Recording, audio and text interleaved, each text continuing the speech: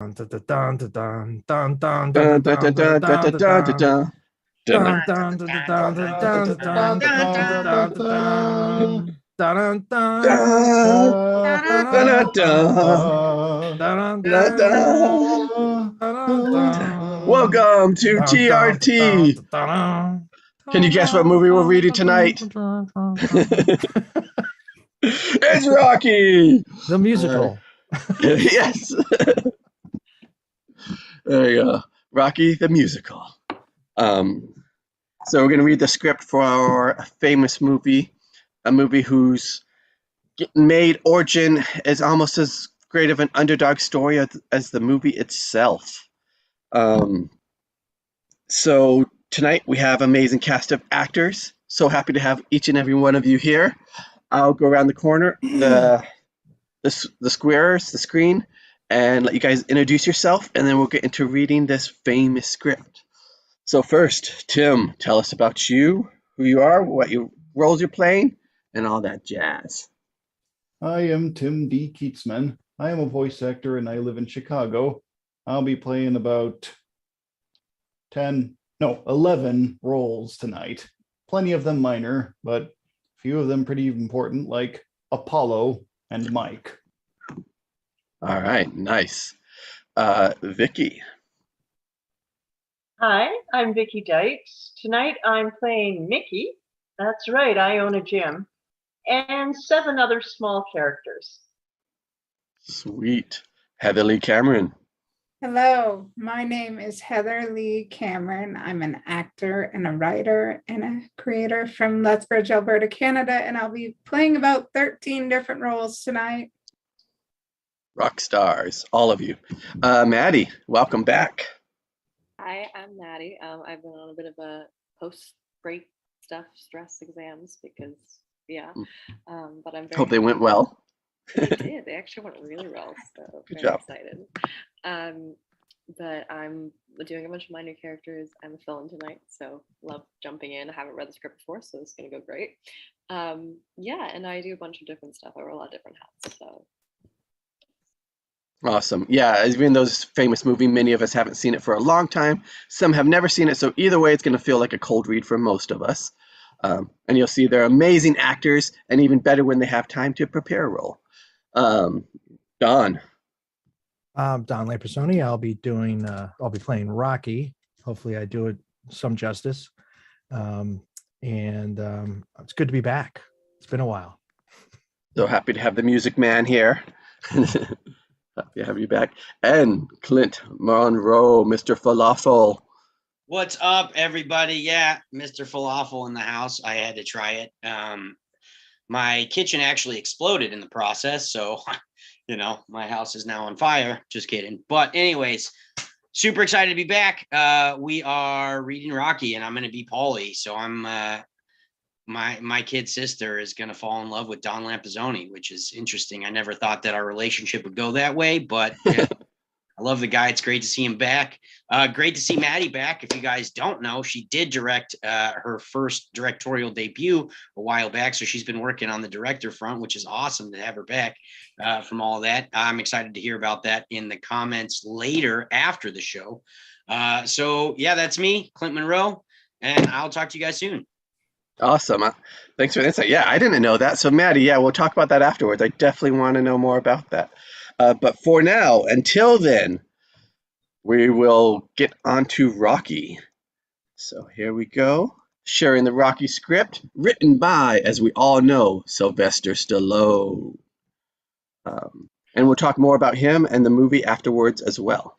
So Rocky, written by Sylvester Stallone, Ring Productions Incorporated. Master script includes all revisions as of January 7th, 1976. Revised. All right.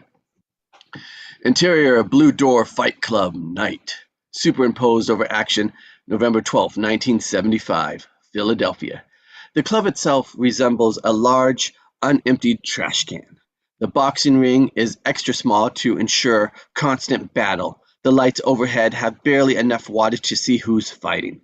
The ring are 2 heavyweights, one white, the other black. The white fighter is Rocky Balboa. He is 30 years old. His face is scarred and thick around the nose. His black hair shines and hangs in his eyes. Rocky fights in a plodding, machine-like style. The black fighter dances and bangs combinations into Rocky's face with great accuracy, but the punches do not even cause Rocky to blink. He grins at his opponent and keeps grinding ahead. The people at ringside sit on the folding chairs and clamor for blood. They lean out of their seats and heckle the fighters. In a thick smoke, they resemble specters. Everyone hustling bets. The action is even heavier in the balcony. A housewife yells for somebody to cover a $2 bet. The bell rings and the fighters return to their corner. Somebody heaves a beer can into the ring. The black fighter spits something red in the bucket and sneers across the ring at Rocky. I'm gonna bust his head wide open. In Rocky's corner, he's being assisted by a shriveled, balding cornerman who is an employee of the club. He works on Rocky without any enthusiasm. Yo, Watson, give the sucker some action. Hey, You're moving like a bum. Want some advice? just give me some water. A fight fan rushes up to Rocky. He's 65 with yellow teeth and wearing sunglasses. Should I bet the fight don't go the distance? You feel strong? Absolutely. You want some good advice? I just want the mouthpiece. The bell rings. Rocky makes a sign of the cross. The fighters engage in battle. The other fighter grabs Rocky in a clinch and purposefully butts him. But the butt opens a bleeding cut on the corner of Rocky's eye. Rocky becomes furious over the foul and drives a flurry into the man's body. Rocky slams the man in the jaw, and the fighter is out for the night. The fans throw rubbish into the ring. Rocky ignores it. The fans loudly go about collecting the bets. The referee does not bother to even count the fighter out and drags him under the ropes, where he is placed on a stretcher. The two new fighters enter the ring. Rocky slips on a tattered robe embroidered clumsily on the back is the Italian Stallion. Winner, Rocky Balboa. Next, a 6-rounder between local lightweights. Without prompt, Rocky climbs out of the ring and bums a cigarette from a spectator.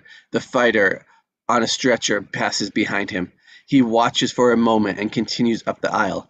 Before he even reaches the rear of the club, the bell rings for the next fight has already begun.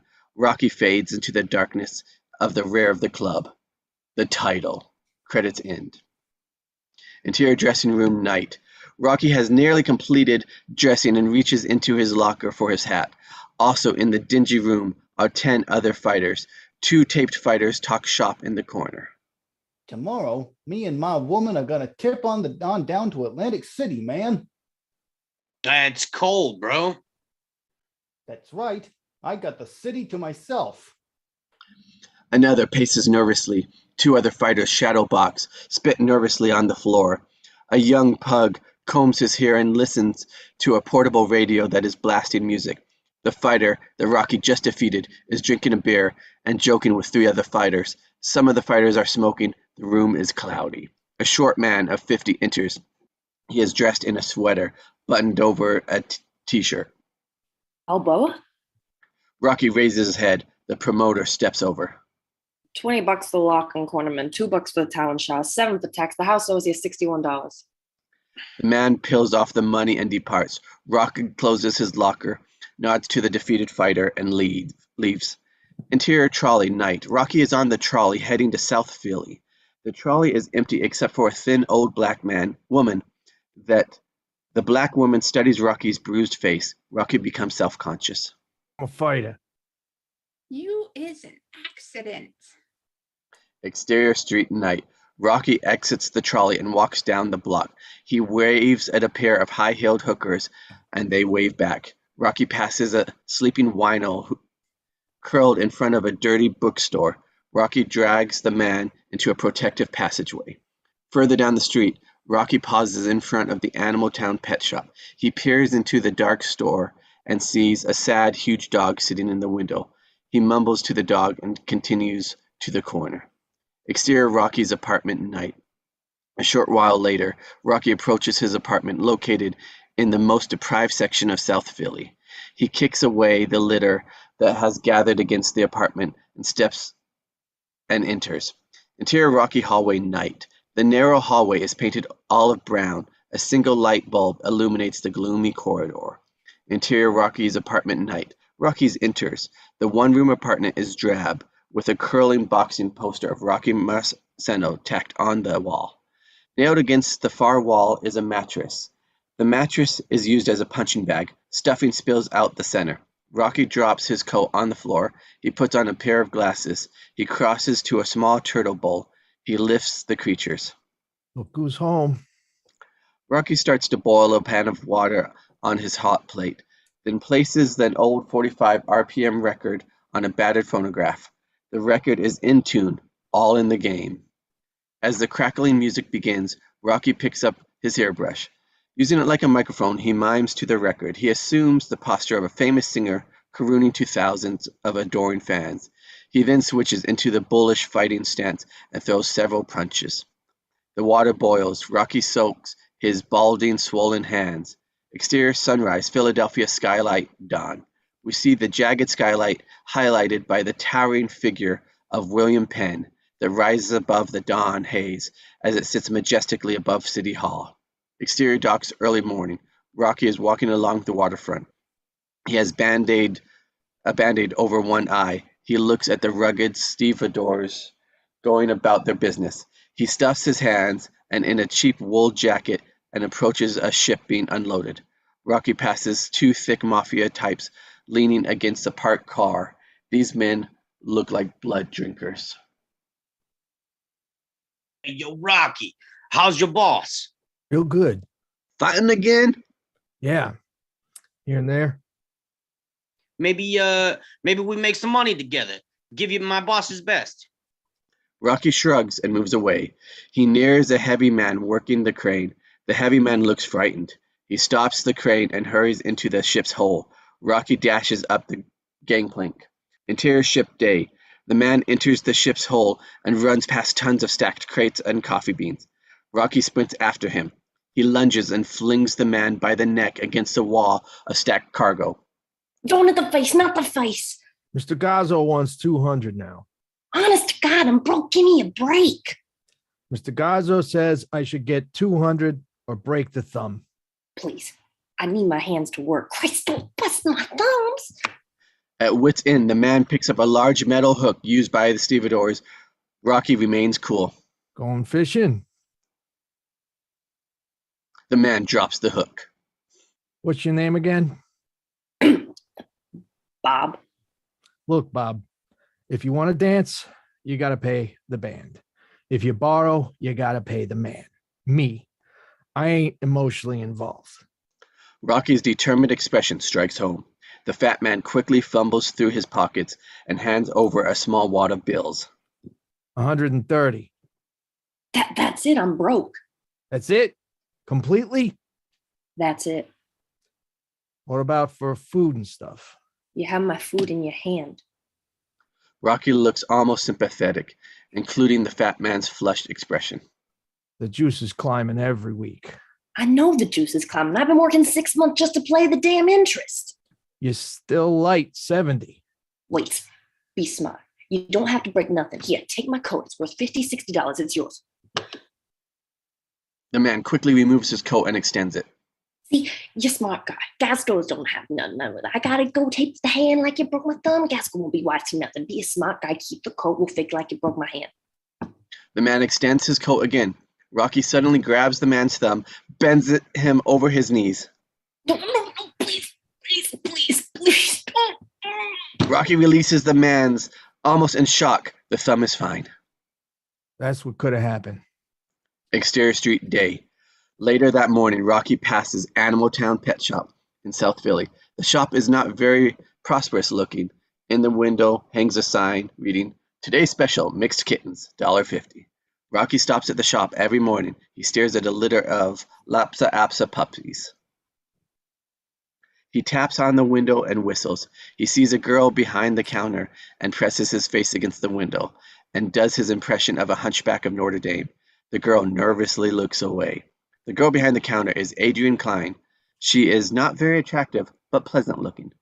30 years old, brown hair pulled back, light skinned, she wears glasses.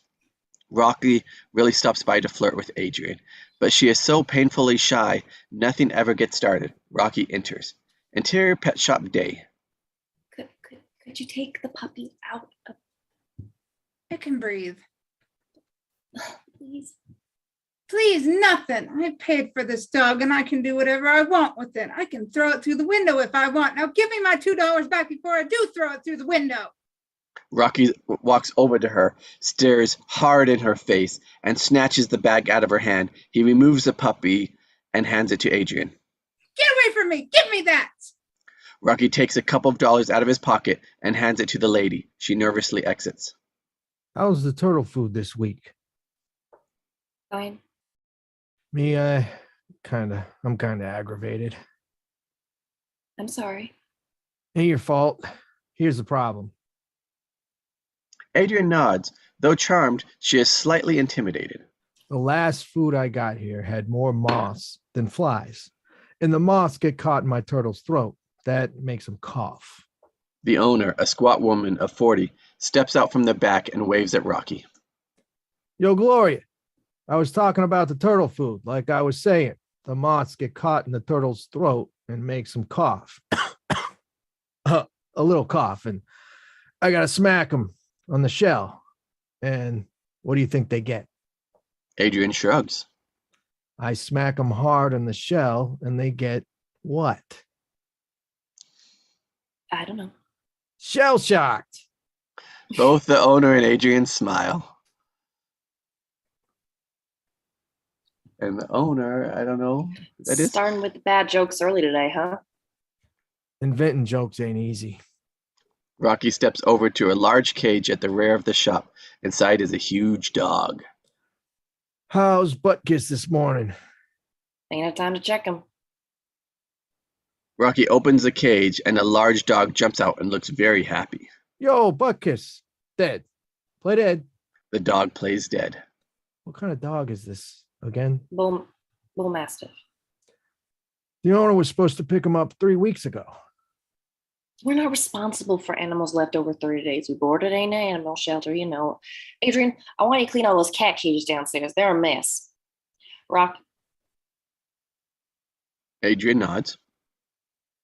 I think that's Oh, it's supposed to be, yeah. Yeah. Okay. Rocky waves goodbye to Adrian and exits the shop. Exterior Leigh Street, train trestle day. Gazzo picks up Rocky. Interior Gazzo's car moving day. Mr. Gazzo and his young bodyguard sit in the front seat. Rocky is in the back seat. he only had 130. I think he's good for the rest next week, Mr. Gazzo. Sure, Rocky. Bob's good for it. Gazzo hands Rocky a 20. Tomorrow, collect from Del Rio. He's late, 3 weeks. How do you do last night? Fine. Gazzo's bodyguard looks at Rocky's bruised face in the mirror and smiles. Did you get the license number A what? of the truck that ran over your face? Gazzo steps out of the car and beckons to Rocky. Yo, Rock, did I give you a job this morning? How come you didn't break the guy's thumb like I asked you? When you don't do what you're told, it makes me look bad, kid. I figure if I break the thumb, this guy gets thrown out of his job and he can't pay nothing no more. It don't matter. It's my reputation. These guys got to think they can't get off light. It's bad for my reputation. It's bad for my business. See ya, killer. Gazzo gets into his car. The Rock's a good kid. A meat bag. They pull away. Exterior gym day. Gazzo drives off and Rocky strolls across the street to Gold Mills Gym. On the way, he passes several familiar people and exchanges waves. Out front is a young Irishman who runs a soft pretzel stand. His name is Rudy. It is an apparent from his face that he was a prize fighter. He is blind and mentally defective. You see the fight last night? Nah, I was fighting myself. Oh, I was fighting myself. Apollo Creed beat the bum to pieces. Exterior, interior, gym, day. Mickey's gym is surrounded by bars and a couple of greasy spoons. Out front, a crowd of young blacks talk and jive among themselves. Two winos lean against the entrance. Rocky enters the gym. The place is nearly full. The measured beat of skipped ropes and throbbing speed bags makes the room come alive, like it was a mindless piece of machinery. Over the loudspeaker, music by the Isley Brothers. The automatic time blares out. The music adds a background to the clang of the automatic timers, snorting sparring partners, and the thudding of heavy bags. The room is divided, 50% black, 35% Latin, 10% white, 5% other. As Rocky walks through the gym, many fighters pause to wave and yell greetings. Hey, here you knocked Spider Rice out in the 6th? Third. Should have seen it. Rocky passes another fighter, punching the heavy bag. Hey, yo, Rocky. Hey, touch my hand. How come? Come on. It's important. Rocky touches the fighter's bare hand. Can you tell I just whacked off? Ha! Rocky smiles and moves away. Interior dressing room, day. The dressing room is lined with dented lockers. Wooden benches stretch across the room. On the wall, the sign reads, "No kissing." Rocky goes to his locker. He tries to open it, but fails.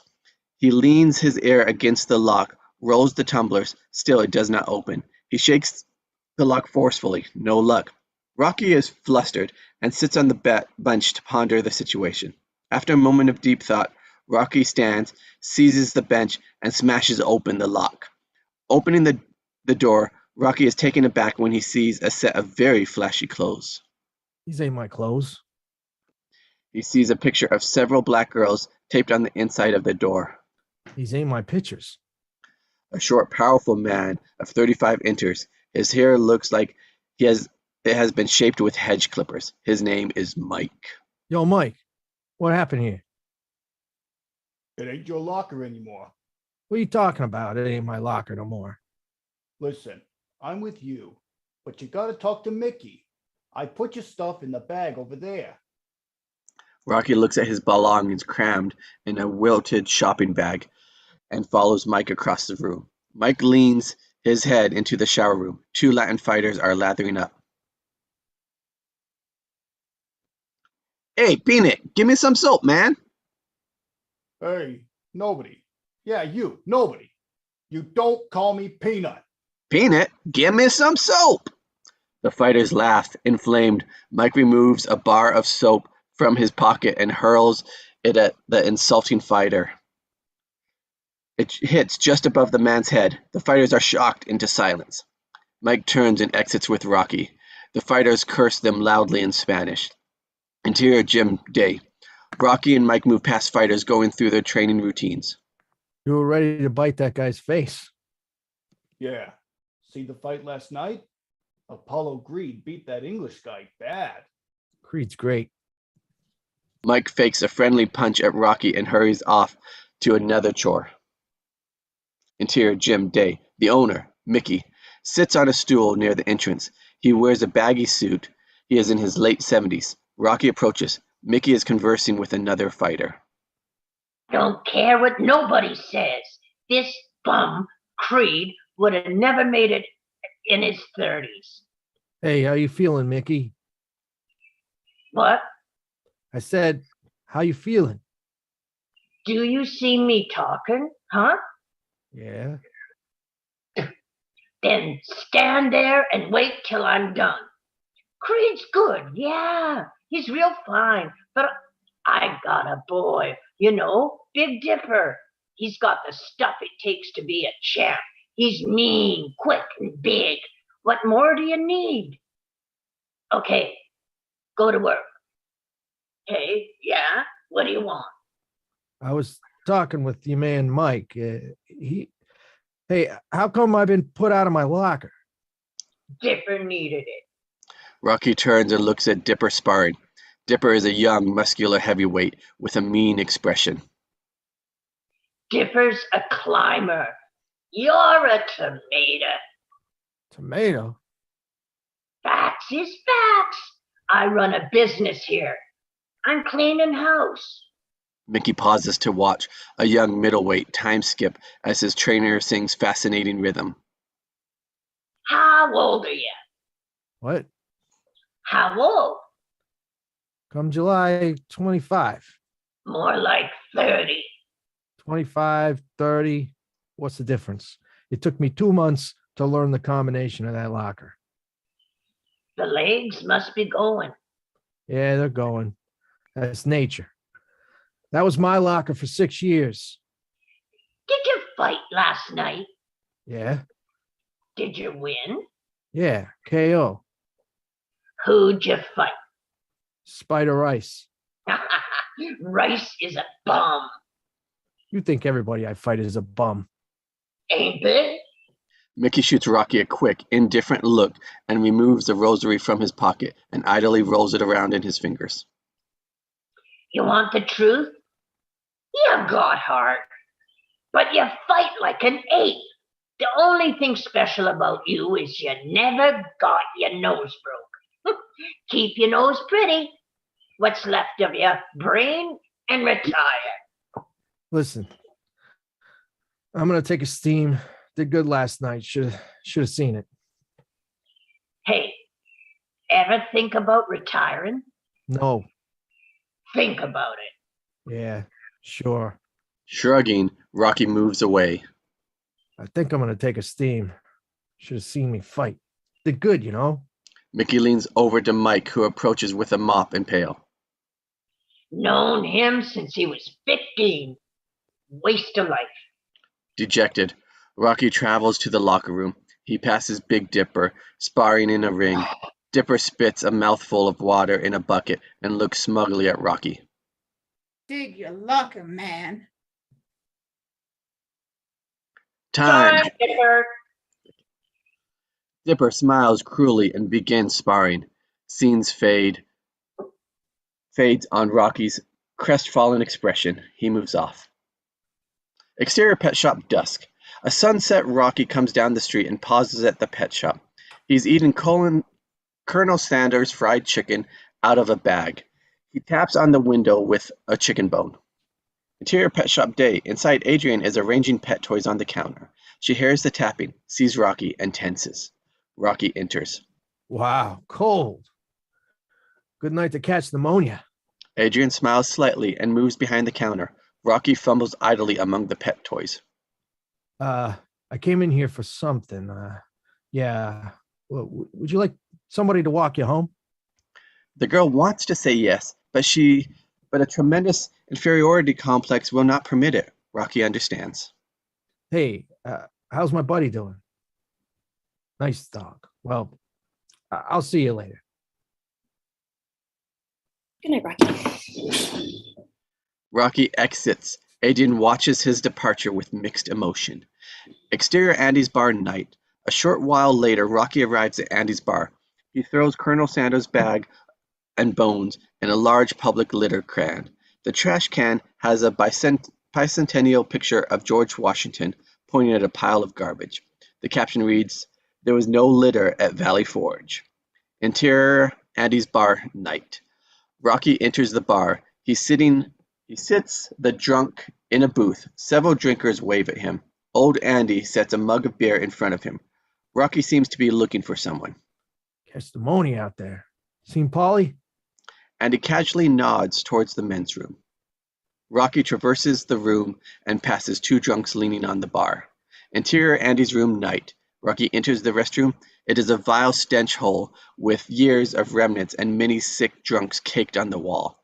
Paulie is presently trying to comb his hair in the only remaining piece of mirror in the room. Paulie is in his early 30s. He is a medium height, brown hair, square-shouldered. He has a foul personality, a classic misanthrope. Yo, Paulie. Hey, yo, Rocky. Yo, look at the mirror. I'd like to kill this freaking moron who broke this mirror. Yo, Paulie. What? Your sister's giving me the shoulder. Forget her. You could do better than my sister. Every morning, every night I pass by, I smile. I say jokes. Nothing. She looks at me. Looks, huh? Yeah, like I was a plate of leftovers. Something wrong with my face? What do I need? A caddy to connect with your sister? My sister's a friggin' loser, man. Hey, Sometimes she gets me so crazy. I like to split her head open with a razor. Jesus. don't get mental, man. You caught me in a bad mood. You always in a bad mood. Adrian ain't sharp. The restroom stench is overwhelming. Rocky covers his nose with the neckline of his t-shirt. She's a loser, man. She don't enjoy life. She reads. Brainy. Pushy 30 friggin' years old. She's gonna die alone if she don't wise up. I'm 30 myself. And you're dying alone too. I don't see no crowd around you neither. Hey, I want to kill the freaking moron who broke this mirror. Let's get out of this stink. Interior Andy's bar night. The restroom door opens. Rocky guides Paulie out. Though stumbling, Paulie talks as he walks. Yeah, the girls are drying up. She's gotta live with a little before her body dries up. You're a pal, Rocky. You talking about her. You know, it's Thanksgiving tomorrow. Sure. Tomorrow you could have some other bird, right? Absolutely. Paulie smiles and Rocky guides him to a booth. Rocky steps to the bar. Andy leans over him. That was a lot of crap to go through for a dinner invite. Rocky shakes his head no and raises his eyes toward a suspended television. The nightly sports broadcast is on. The sports commentator is at the airport and about to interview the heavyweight champion of the world, Apollo Creed. Creed is 28 years old. He is a tall, smooth, muscled black man with barely a scar on his light coffee-colored face. He is followed by an entourage of mixed trainers and cornermen. Also tagging along is a small group of hanger-ons. The commentator interviews Creed as he and his followers disembark a private jet. And how was the flight, champ?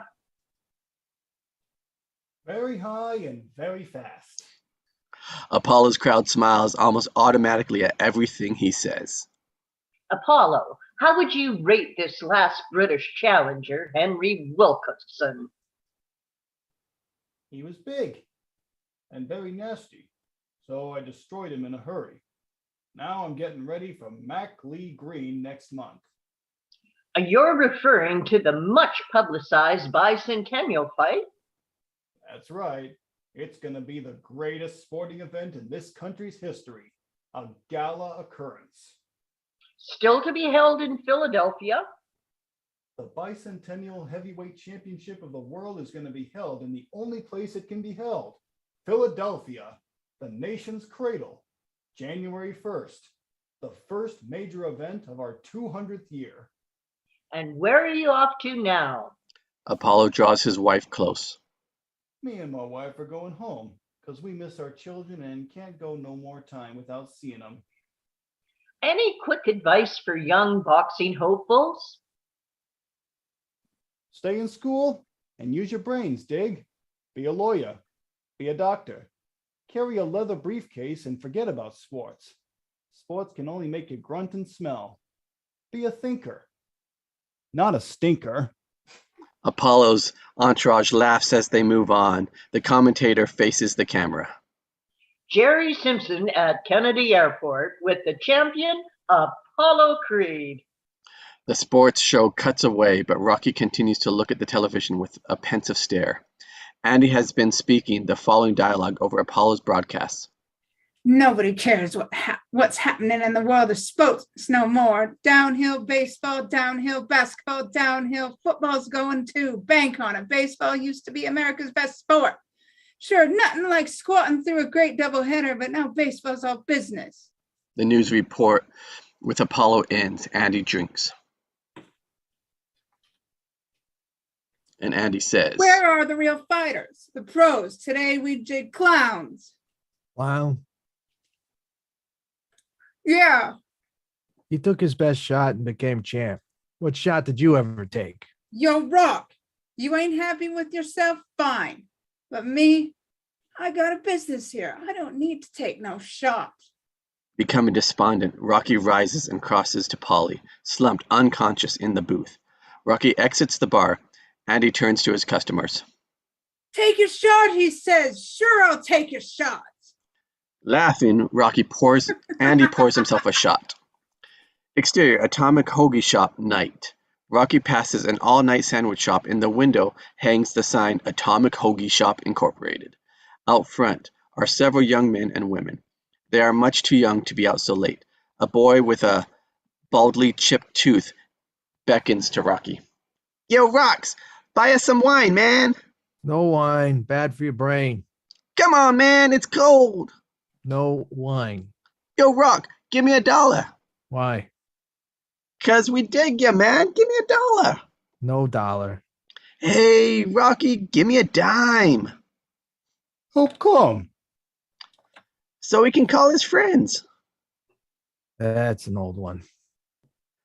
Buy us some Thunderbird, man. Rocky ignores the statement and faces a very young girl who is smoking and a leaning whore-like against the wall. Is that Marie? Marie, your brother know you're hanging out so late? The girl Marie assumes an indifferent attitude, attempting to impress her friends. Screw you. What'd you say? Screw you, Yo-Yo. The gang laughs. Angered and shocked, Rocky grabs her arm. Did these guys teach you to talk that dirty? Huh? Hey! What?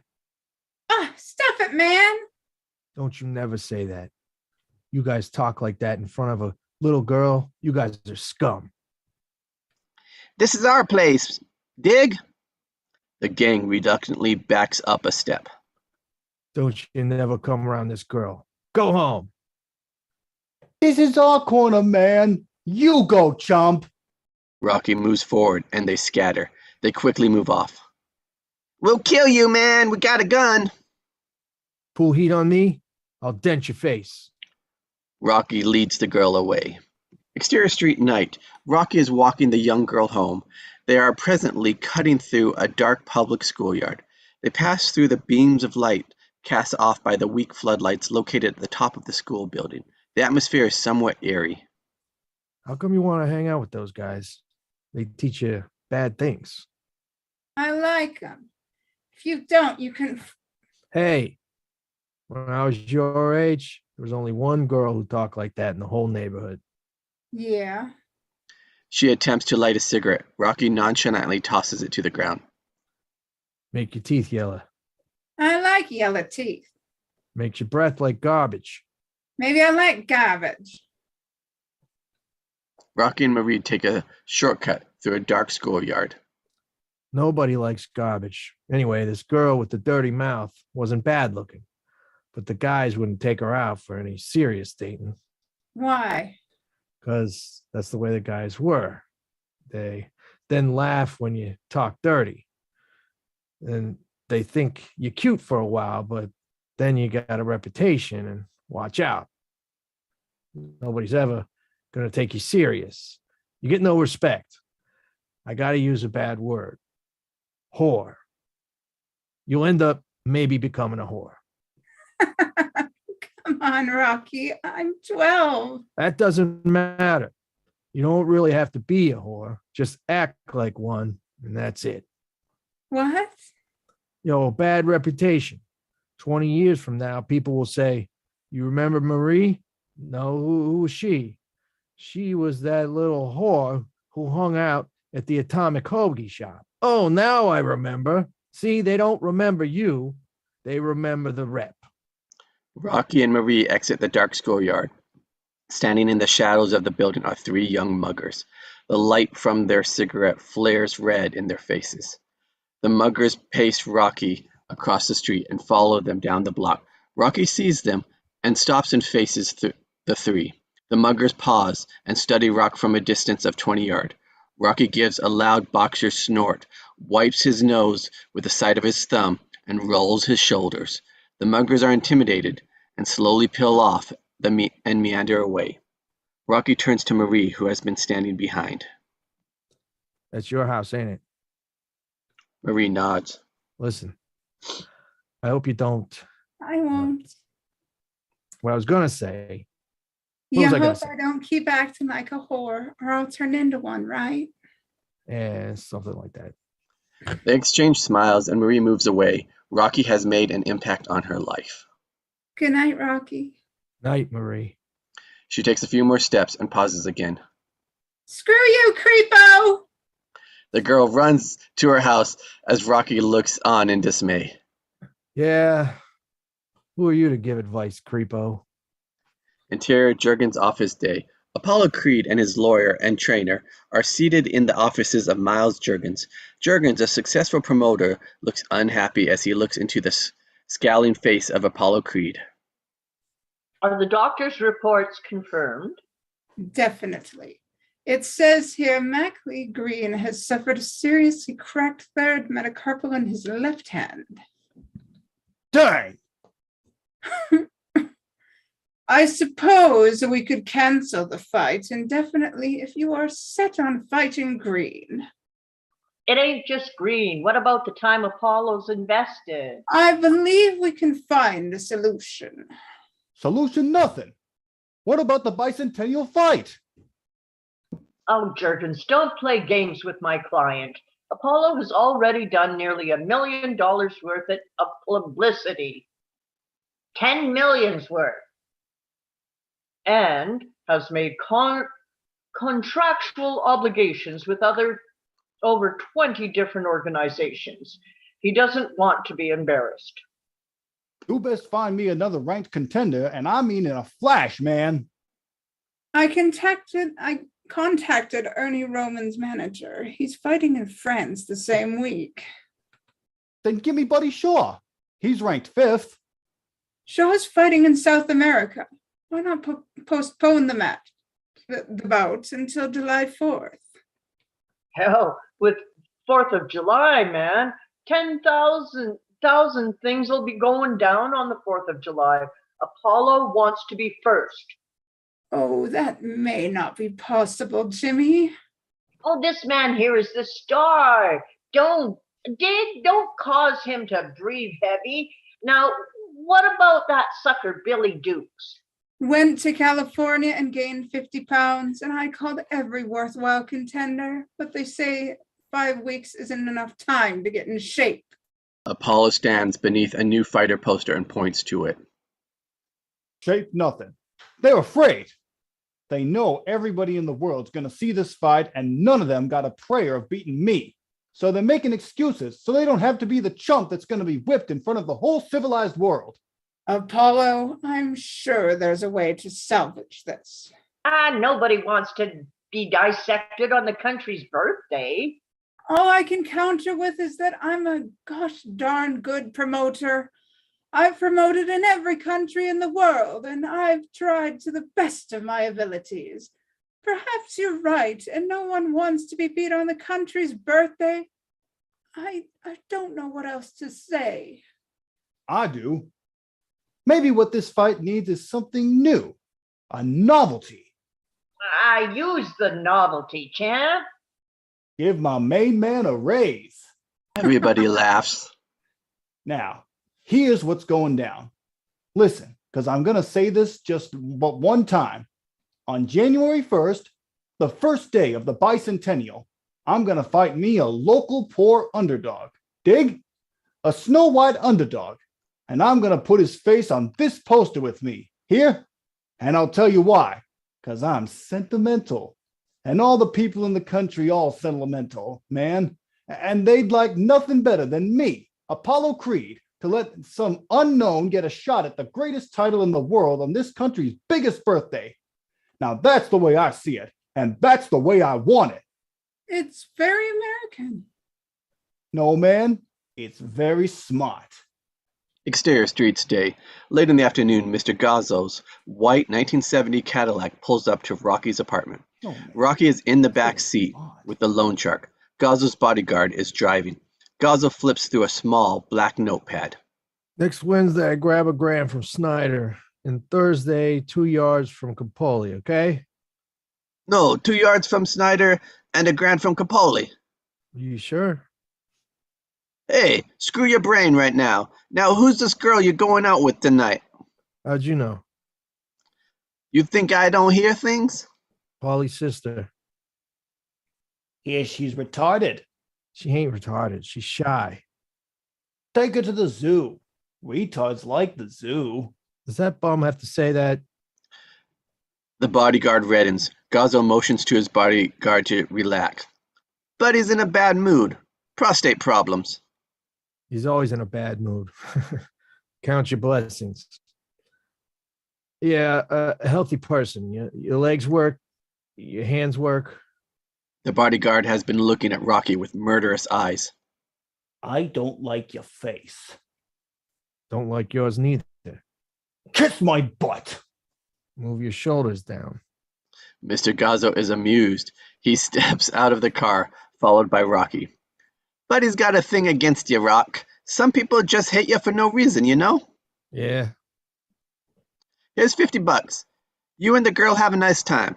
Thanks, Mr. Gazzo. Rocky enters his apartment and Gazzo drives off. Interior Jurgen's office day. The scene reverts back over to Miles Jurgen's office. Apollo pores over a large record book. How about this Billy Snow? Bowels. How about this big Chuck Smith? Too old. Dull fighter. Ooh, Bobby Judge is a good boy. I don't feel heat from the name. Joe Zack is a good prospect. Exciting boy. Still don't feel no heat. Exactly what are you looking for, Apollo? This man. Everybody leans forward. The Italian Stallion. He's my man. Rocky Balboa. His record's poor. Don't matter. That name, the Italian Stallion. It's right on. Who discovered America? An Italian, right? So, man, what could be better than to get it on with one of his ancestors? He won't last one round. Listen, I'm gonna carry this boy 3 rounds, then drop him like a bad habit. I don't like you messing with southpaws. They do everything wrong. Southpaw nothing. I'll drop him in 3. Apollo Creed meets the Italian Stallion. Yeah, sounds like a dang monster movie. Everybody laughs. Fade out. Fade in. Exterior street, dusk. Rocky and Paulie walk towards his house. Even though it is a cold and dark, a group of kids conduct an energetic game of half-ball. Half-ball is a variation of stickball. I used to be deadly at half ball. I hate the freaking game. I'd like to talk some business. What kind of business? Look at my hands. See how the joints are swollen? Paulie extends his thick hands and tries to make a fist. Inflamed joints. Walking in and out of the freezer carrying meats, playing hell on my joints. Maybe you should see a doctor. I don't need a doctor. I need a different job. Maybe another job is the best thing. Hey, do me a favor. Talk to Gazzo. Tell him I'm a friend and I'd do anything for a job. Tell him I ain't bothered by nobody and would be a great collector. Busting bones, don't bother me. Tell him I'm a good worker. Gazzo's got to come to you. I'm asking you to go to him as a favor. Gazzo's got to come to you. Hey, Paulie, it's a bad job. Do what you do now. Exterior, Atomic Hoagie Shop, dusk. They continue past the Atomic Hoagie Shop, Inc., and a group of young men pitch quarters on the sidewalk out front. Rocky pauses. He sees Marie, the little girl from the night before, hanging around with the guys. She sees Rocky. Marie takes a deep drag of her cigarette and faces the opposite direction. The gang smiles and continues to pitch quarters. Anger and disappointment register on Rocky's face. And Paulie says to him, Oh, hey, you know what? Rocky shrugs, and the two move off, filling the night. Air is the sound of metallic sound of pitching quarters. Exterior, Paulie's apartment at night. The men arrive at Paulie's home. It is at the top of a dimly lit 4-story walk-up. Your sister knows I'm coming? Yeah, sure. She's very excited. Interior, Paulie's apartment at night. Paulie unlocks the apartment door and enters. Rocky stiffly follows. Paulie's sister steps out of the kitchen, a large serving spoon in her hand. The TV is on. She stops short and eyes Rocky. She is visibly unsettled by Rocky's unexpected presence. Ollie, you're late. She looks at Rocky again. Did you call the hospital? If I'm 10 minutes late, she calls the hospital. Adrian enters the bedroom and slams the door. Paulie follows. An argument ensues and Rocky overhears. Over the argument is heard a sports broadcast rising from the television. Unfortunate luck for fifth-ranked heavyweight Mac Lee Green. The slugging fighter acquired a serious fracture in his left hand after an aggressive day of sparring. Champion Apollo Creed says he'll be shopping for another victim to fill Green's vacancy for the bicentennial championship fight to be held in Philly next month. By the way, rumor has it that this will be the most widely viewed sporting event in the entire world, and that includes the Super Bowl, folks. Today, U.S. swimmers set a new... Meanwhile, the argument between brother and sister continues in the bedroom. Why didn't you tell me you were bringing him home? Look at me, I'm not ready for this. Muted. Like it would make any bit of difference, right? This guy's a friend, and he's talking to you. Or he's talking you out. No, I can't. You're gonna go out of the bedroom, and I don't want to know nothing. Paulie, please. Hey, I want you out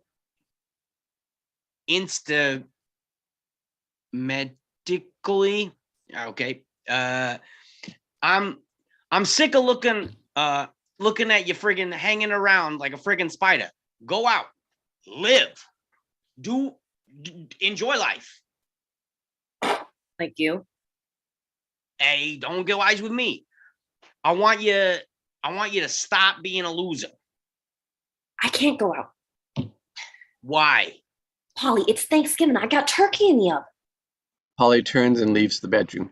He enters the kitchen, grabbing a large fork. He opens the oven and spears the turkey. With the turkey suspended at the end of the fork, Paulie heaves the dripping bird out the window. Adrian has seen this and is shattered. She runs back into the bedroom and locks the door. You want the bird? Go out in the alley and eat it. I want you out of the freaking house. Yeah. Enjoy your life. You hungry, Rock? Oh, you hungry, Rock? Maybe you better forget it. Forget nothing. Here, talk to my sister. Tell her something nice. Rocky walks over to Adrian's bedroom door and begins speaking to the enclosed girl. Yo, Adrian, it's me, Rocky. It's kind of hard for me to think of something to say, because I never talked to a door before. I mean, what do you say to a door? Rocky turns away and begins to walk off. Oh, maybe I better forget it. Try again. Come on, try again. Rocky goes over to the door and begins speaking again. Adrian, I know you ain't too happy at this moment, but would you do me a favor? I ain't got nobody to spend Thanksgiving with. How about you and me going out, get something to eat, maybe laugh a little? Who knows? Would you like, I don't know, go out together? Adrian opens the door. She already has her winter coat on. We'll have a good time. Paulie opens the front door and gives Rocky an encouraging smile. Well, what's your sister like to do? Ice skate. I didn't want no turkey anyway. Thanksgiving. To you, to me, it's Thursday. Interior ice skating rink night. Rocky and Adrian enter a deserted skating rink. Looks quiet, I think it's closed. I think maybe we're early or something. From across the rink, a cleaning man yells at them. Hey, what are you doing here? We're closed. Yo, we're closed. Are you closed to the general public or just everybody? Hey, the rink is empty because we're closed. You ain't allowed in here, so do me a favor and not stay here. Wait here. Got to smooth this guy out. We could go somewhere else and Rocky approaches the cleaner. Yo, pal, what's with you? The place ain't operating.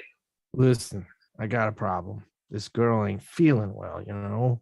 The doctor says she should exercise, you know, once in a while. And ice skating is the best thing. It's a con. Look at her. You can see she ain't feeling good. Needs a few minutes exercise. Few minutes? 10 minutes. 10 minutes for $10. Yeah, give me the blades. Interior ice skating rink night. Adrian has on skates. Rocky follows her onto the ice. He wears street shoes. aren't you skating? Ain't skated since I was 15. That's when I started fighting. Gotta watch the ankles. Yeah, fighting used to be tops with me, but no more. All I want to prove was I weren't no bum, that I had the stuff to make a good pro. And you never got the chance? The cleaner yells from the sidelines. 9 minutes. Hey, I ain't crying. I still fight. Kind of do it like a hobby. See, I'm a natural southpaw, and most pugs won't fight a southpaw because we mess up their timing and look awkward. Southpaw means left-handed, but I guess in the long run, things probably worked out for the best, right? But you never had the chance to prove yourself. Absolutely. 8 minutes. Adrian slips and Rocky breaks her fall. I just dislocated my finger. Oh, 7 minutes. It ain't your fault. I originally done it in the Baby Crenshaw fight. That's me fighting Big Baby Crenshaw. Big Baby was the size of an airplane, and I broke my hand on his head. I lost, but it's a nice picture, don't you think? 6. How about some Cokes? Cost you a buck. This guy's beautiful. Get the Cokes. Adrian does a slight turn, and Rocky has to speed up and nearly falls. See, I ain't graceful, you know. I don't move good. Stink as a dancer, too, but I can really swat. I hit hard, really hard. But I'm a southpaw, and nobody wants to fight a southpaw. Having a good time? Adrian nods and is very nervous. The cleaner moves carefully across the ice. You know how I got started in the fighting racket? by accident? Here, 3 minutes. Yeah, my old man, who was never the sharpest, told me I weren't born with much brain, so I better use my body. For the first time, Adrian laughs. What's funny? My mother told me just the opposite. She said, you weren't born with much of a body, so you better develop a brain. Time. The cleaner walks over as Rocky and Adrian get off the ice. That's $10. I must be going deaf because I thought you said 10 cents. Rocky hands him a dime. How about for the Cokes? Charge it. Rocky and Adrian start to leave. Rocky pauses at the door and fishes into his pocket and hands over $11. Had you going, didn't I? Huh? He grins and leaves. Exterior street night. Some people are very shy by nature. I suppose. I would say you're very shy by nature. I suppose. Some people think being shy is a disease, but it don't bother me. It doesn't bother me either. Then why did I bother bringing it up? Because I'm dumb. That's why. You know, I think we'll make a sharp couple of coconuts. I'm dumb and you're shy. It's just hard for me to understand why anybody wants to be a fighter. You got to be a little soft to want to be a pug.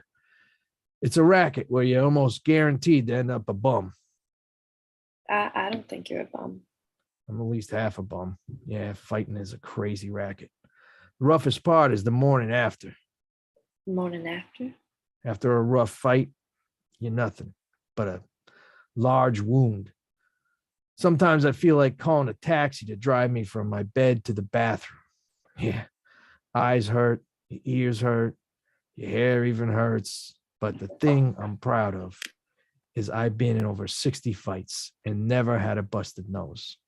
Bent it, twisted, and bitten, but never broke.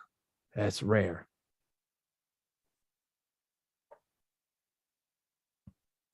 Why you do it if it hurts so bad? Guess. Because you can't sing or dance? Rocky smiles. Interior, Rocky's apartment. Night. Rocky and Adrian enter his one-room apartment. She is nervous and taken back by the bleakness of the room. Rocky goes to the icebox. Would you like a glass of water? And no thanks.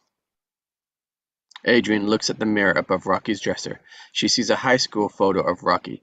He once was handsome and smooth-faced. Rocky steps up behind her. His face is reflected in the mirror. He turns on his cheap record player. He reaches into the turtle bowl. Here's the guys I was telling you about. This is Cuff and Link. Okay. And Adrian says to him, I sold them to you. Oh, yeah. I bought the whole kit. Yeah, he sold the turtles, the bowl, and the mountain. I had to get rid of the mountain because it kept falling off. Do you have a phone? I had it pulled. People calling all the time. Who needs it? Who would you want to call? I want to let my brother know where I am. Do you really want to call? Yes, I do. You sure? Yes. Why? I think you might be worried. I'll call your brother. Rocky flings open the window and bellows like a foghorn. Yo, Paulie, your sister's with me. I'll call you later. Rocky closes the window and faces the woman. She is not smiling. She looks frightened. What's the matter? You don't like the room? It's fine. It's only temporary. It's not that. What's the problem? You don't like me? Don't like the turtles? What is it? I don't think I belong here. It's okay. No, I don't belong here. It's all right. You're my guest. I've never been in a man's apartment before. They're all the same. I'm not sure I know you well enough. I don't think I'm comfortable. Yo, I'm not comfortable either. I should leave. But I'm willing to make the best of this uncomfortable situation. Adrian moves to the door. Rocky intercepts her. Would you take off your glasses? What? The glasses, please. Rocky removes her glasses and looks deeply into her eyes. Thank you. Do me a favor. What? Could you take off that hat? After a moment, Adrian removes the hat. She's becoming rather pretty. I always knew you was pretty. Don't tease me. The woman melts in the corner and begins lightly sobbing. Rocky steps forward and fences her with his arms and body. I want to kiss you. You don't have to kiss me back if you don't feel like it. Rocky softly kisses the woman. Her arms hang limp. He puts more passion into the kiss, and she starts to respond. Her hand glides like smoke up his back. She embraces his neck. The dam of the passion erupts. She gives herself freely for the first time in 30 years. Exterior Gold Mills Gym, day. The following day, Rocky strolls down the street to Gold Mills Gym. Out front, a group of young blacks stop talking to study Rocky as he passes. Rocky's eyebrows knit in confusion. Interior Gold Mills Gym, day. Rocky climbs the stairs and enters the gym. In a matter of seconds, his presence is known, and the athletes stare in wonderment. The big black heavyweight contender, Dipper, throws down the towel in disgust and turns away. Mike quietly approaches Rocky. Hey, Rock, what happened? About what? Mickey Goldmill steps out of his office. Did you get the message, kid? Message? What message? Mickey pulls out a card from his breast pocket. He hands it to Rocky. A rep for Miles Jurgens' promotion was looking for you. They need sparring partners for Creed. You putting me on? Here's the card. When was they here? About an hour ago. Probably looking for sparring partners. I said that before. Rocky turns from Mickey and jogs out of the gym. Mickey fumbles with his rosary beads. Waste of life. Exterior Skyscraper day. Rocky steps off a bus, midtown Philadelphia. He hurries down Broad Street. Every few steps, he breaks into a trot. He enters a skyscraper. Interior office building hall day. Rocky exits the elevator and enters the office of Miles Juergens Productions. Interior Juergens Productions day. The secretary is slightly startled by Rocky's excited expression. Oh, may I help you? Rocky hands her the business card. Your name, please? Balboa. Rocky Balboa. The secretary rises and enters Juergens' office. Rocky eyes the multitude of sporting pictures hanging on all four walls. The secretary returns. You may go in. Rocky collects himself and enters. Interior Juergens' office day. Miles Juergens warmly greets him. Hello, Mr. Balboa. I'm Miles Juergens. Please have a seat. Thanks. Mr. Balboa. Rocky. Rocky, do you have any representation? A manager? No, just me. Rocky, would you be interested in? Sparring? Excuse me? I know you need sparring partners. I'm very available. I'm sure you are. Absolutely. Sparring with the champ would be an honor. You know what? What? I wouldn't take no cheap shots. I'd be a good sparring partner. Juergens seems very amused. He lights a cigar. Rocky, would you be interested in fighting Apollo Creed for the championship? Like I said, I'd make a boss sparring mate. Did you hear what I said? Sure, and I'm smart enough to know that no sparring partner would take cheap shots at the champ. He's just there to help condition the man. Not spar. I'm asking whether you would be interested in fighting Creed for the championship. The weight of the statement comes crashing down in Rocky. For a long moment, he becomes nothing more than a basket case as he ponders the statement. He half regains his senses. Absolutely. The scene fades and becomes black and white television. Interior Paulie's apartment night. Rocky and Adrian are at home watching the old black and white television. Rocky smiles. The film now cuts to Apollo being interviewed. How'd you like the city of brotherly love? I like my Philadelphia brothers, and I'm patriotic. Apollo has to move to the side to avoid thrusting the microphone. If you don't back up, I'm going to send you home with a microphone in your nose. The reporters laugh. Why did you agree to fight a man who has virtually no chance of winning? If history proves one thing, everybody got a chance. Didn't y'all ever hear of David and Goliath? Of course, I would have knocked out Goliath. It is coincidence that you're fighting a white man on the most celebrated day in the country's history. The same coincidence that he's fighting a black man. What are your feelings about the challenger? He's Italian. What does that mean? It means if he can't fight, I bet he can't cook. Rocky and Adrian laugh at the interview. Paulie, her brother, takes offense. Hey, do me a favor. His lungs. Punch him out. Oh, Rocky's interview now fills the screen. Rocky squints and looks nervous under the hot lights. This is your largest payday ever. How do you feel about it? You? I don't know. Happy? How will you fight Apollo Creed?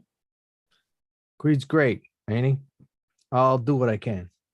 where'd you get the name Italian Stallion? I thought of it about 8 years ago when I was eating dinner.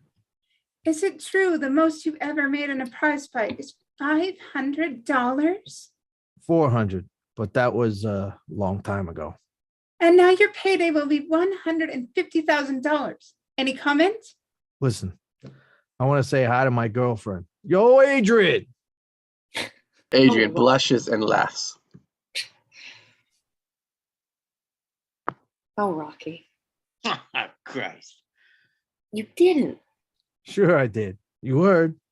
They continue to watch the remainder of the interview. The head commentator is looking directly into the camera. A bicentennial fight, January 1st, It will be the first sporting event on our 200th birthday and is already being called by many of the greatest farce in sports history. If this man lasts more than a minute, I would say he's on borrowed time. It's matches like this with their exorbitant prices that give sports a bad name. Not only is this match bad, people, it's sad. Why, Rocky Balboa at the State Athletic Commission, Larry Duggan reporting. This guy's a freaking moron. Why? It doesn't matter. None he breaking you out a fool. I'd break his lips. It don't matter. He's taking cheap shots. It don't bother me none. Yo, Rock, now you'll be looking for people to help, right? Help what? You know, like help you living clean. I'll do okay. You gotta have a guy help you exercise. Maybe somebody who's standing there with a towel running errands, you know? Hey, who cared about me yesterday, huh? Nobody. I think I'm going to train myself. Without having good people around, you won't stand a good chance. Adrian is not happy with her brother's overbearing attitude. She faces him. Einstein flunked out of school. Twice. Yeah, is that so? Roosevelt finished last in his class. Beethoven was deaf, and Helen Keller was blind. I think Rocky has a good chance. Interior hallway of Paulie's apartment night. Rocky stands at Adrian's door. He kisses her. See you tomorrow. Rocky moves down the stairway and continues to do so as he converses with Adrian, who remains upstairs. His voice echoes up the stairwell. How'd you like hearing your name on TV? I don't know. I was shocked. Why'd you do that? You put me on, right? Absolutely. What time should I expect you? About 7. I'll be waiting. Rocky is now on the ground floor, yelling up to Adrian on the top floor landing. You know how I said that stuff on television didn't bother me? Yes? It did. As Rocky completes the last word, he exits the building and slams the door, which resounds throughout the apartment house. Exterior Atomic Hoagie Shop night. Gazzo, the bodyguard, and Rocky are standing out front. They're eating hot sandwiches. You know I won't be able to work for you no more. Hey, if a good man can make a better life, let him make it. I feel bad about walking. Take your shot, kid. You got money for training? Expenses? Few bucks. Gazzo takes out a wad and peels off several bills. Here's 500. Put it in your glove. Do I have to pay juice? Gazzo looks at the bodyguard and shakes his head as if to imply, why is this guy asking such a foolish question? Gazzo and the bodyguard step to the white caddy parked at the curb. They enter the cab. Rocky watches. Interior car, night. Does Santa Claus charge juice? Merry Christmas. Now, how's about my present? You gonna win? Gonna try. Listen, kid, I'm with you. You know, I'm with you. Italian, we're blood. You kill this rug. We're gonna show these Afro-American where it's at. Give it your best shot, because I want to prove to these bums on the corner that my man can beat by this rug. You got any action on the side? No action. You're getting 150 grand, killer. You got any plans for it? What you think? You like to put it on the street? Make it work for you. I'm gonna do something with it. Sure. You do what you want. Stay away from the stock market. Black market? Same thing, you know, Rock.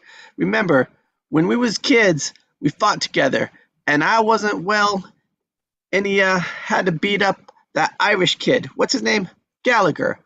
I bought a suit and became a businessman. You put on gloves, and I remember Mama almost cried. May she rest in peace. And our old man said you had no brains. I like to lay hands on that bastard, and ain't never had any luck. Even when I owed you in '66, you never had luck. But now, I think you might be getting some luck, kid. What you think? Rocky smiles at Gazzo and gets into the car.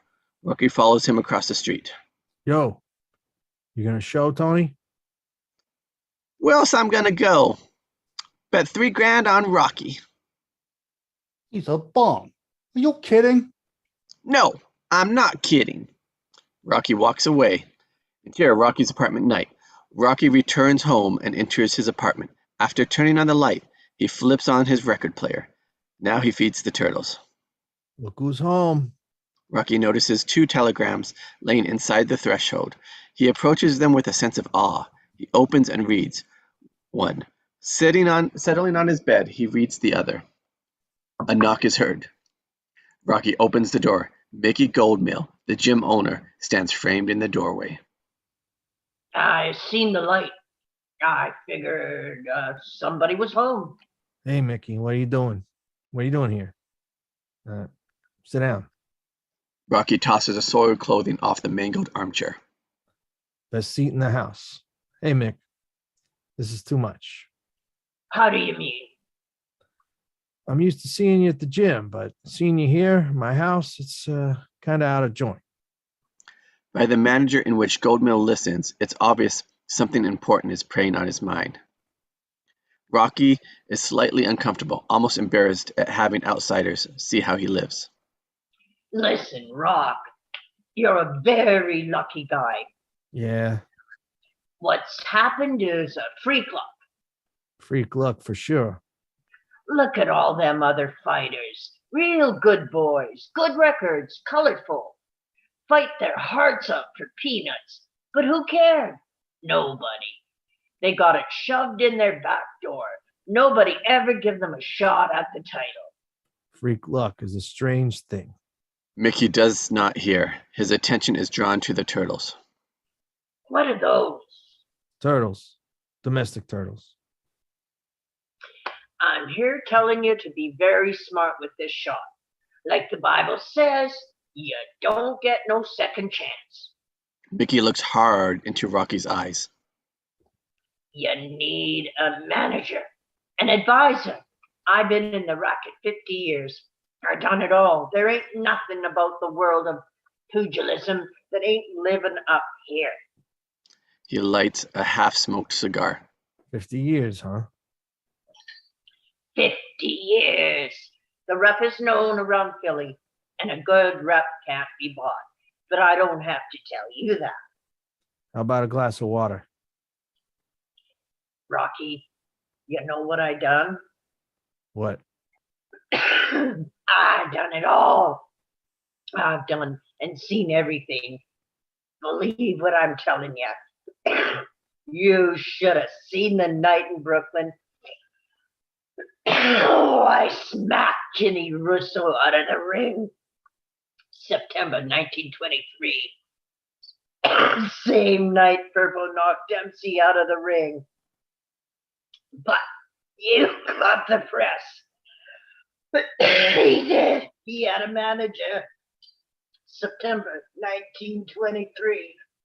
You got a good mind for dates. Oh, we passed our break time. This page 64. Let's take a break. So we'll take an intermission and we'll be back in 5-ish minutes. All right.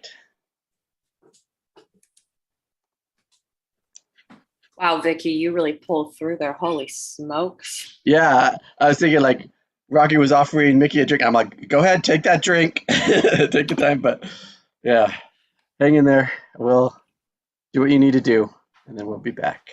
That was not what I was anticipating, for the record. I was like, holy smokes. I think Vicki is fine. She's just very good at coughing and sounding. Yeah, she's getting into the role. I know that's It's like, you know, just like with Fight Club, she's very good at. Super good. Smoking that cigar and that guy. It happens.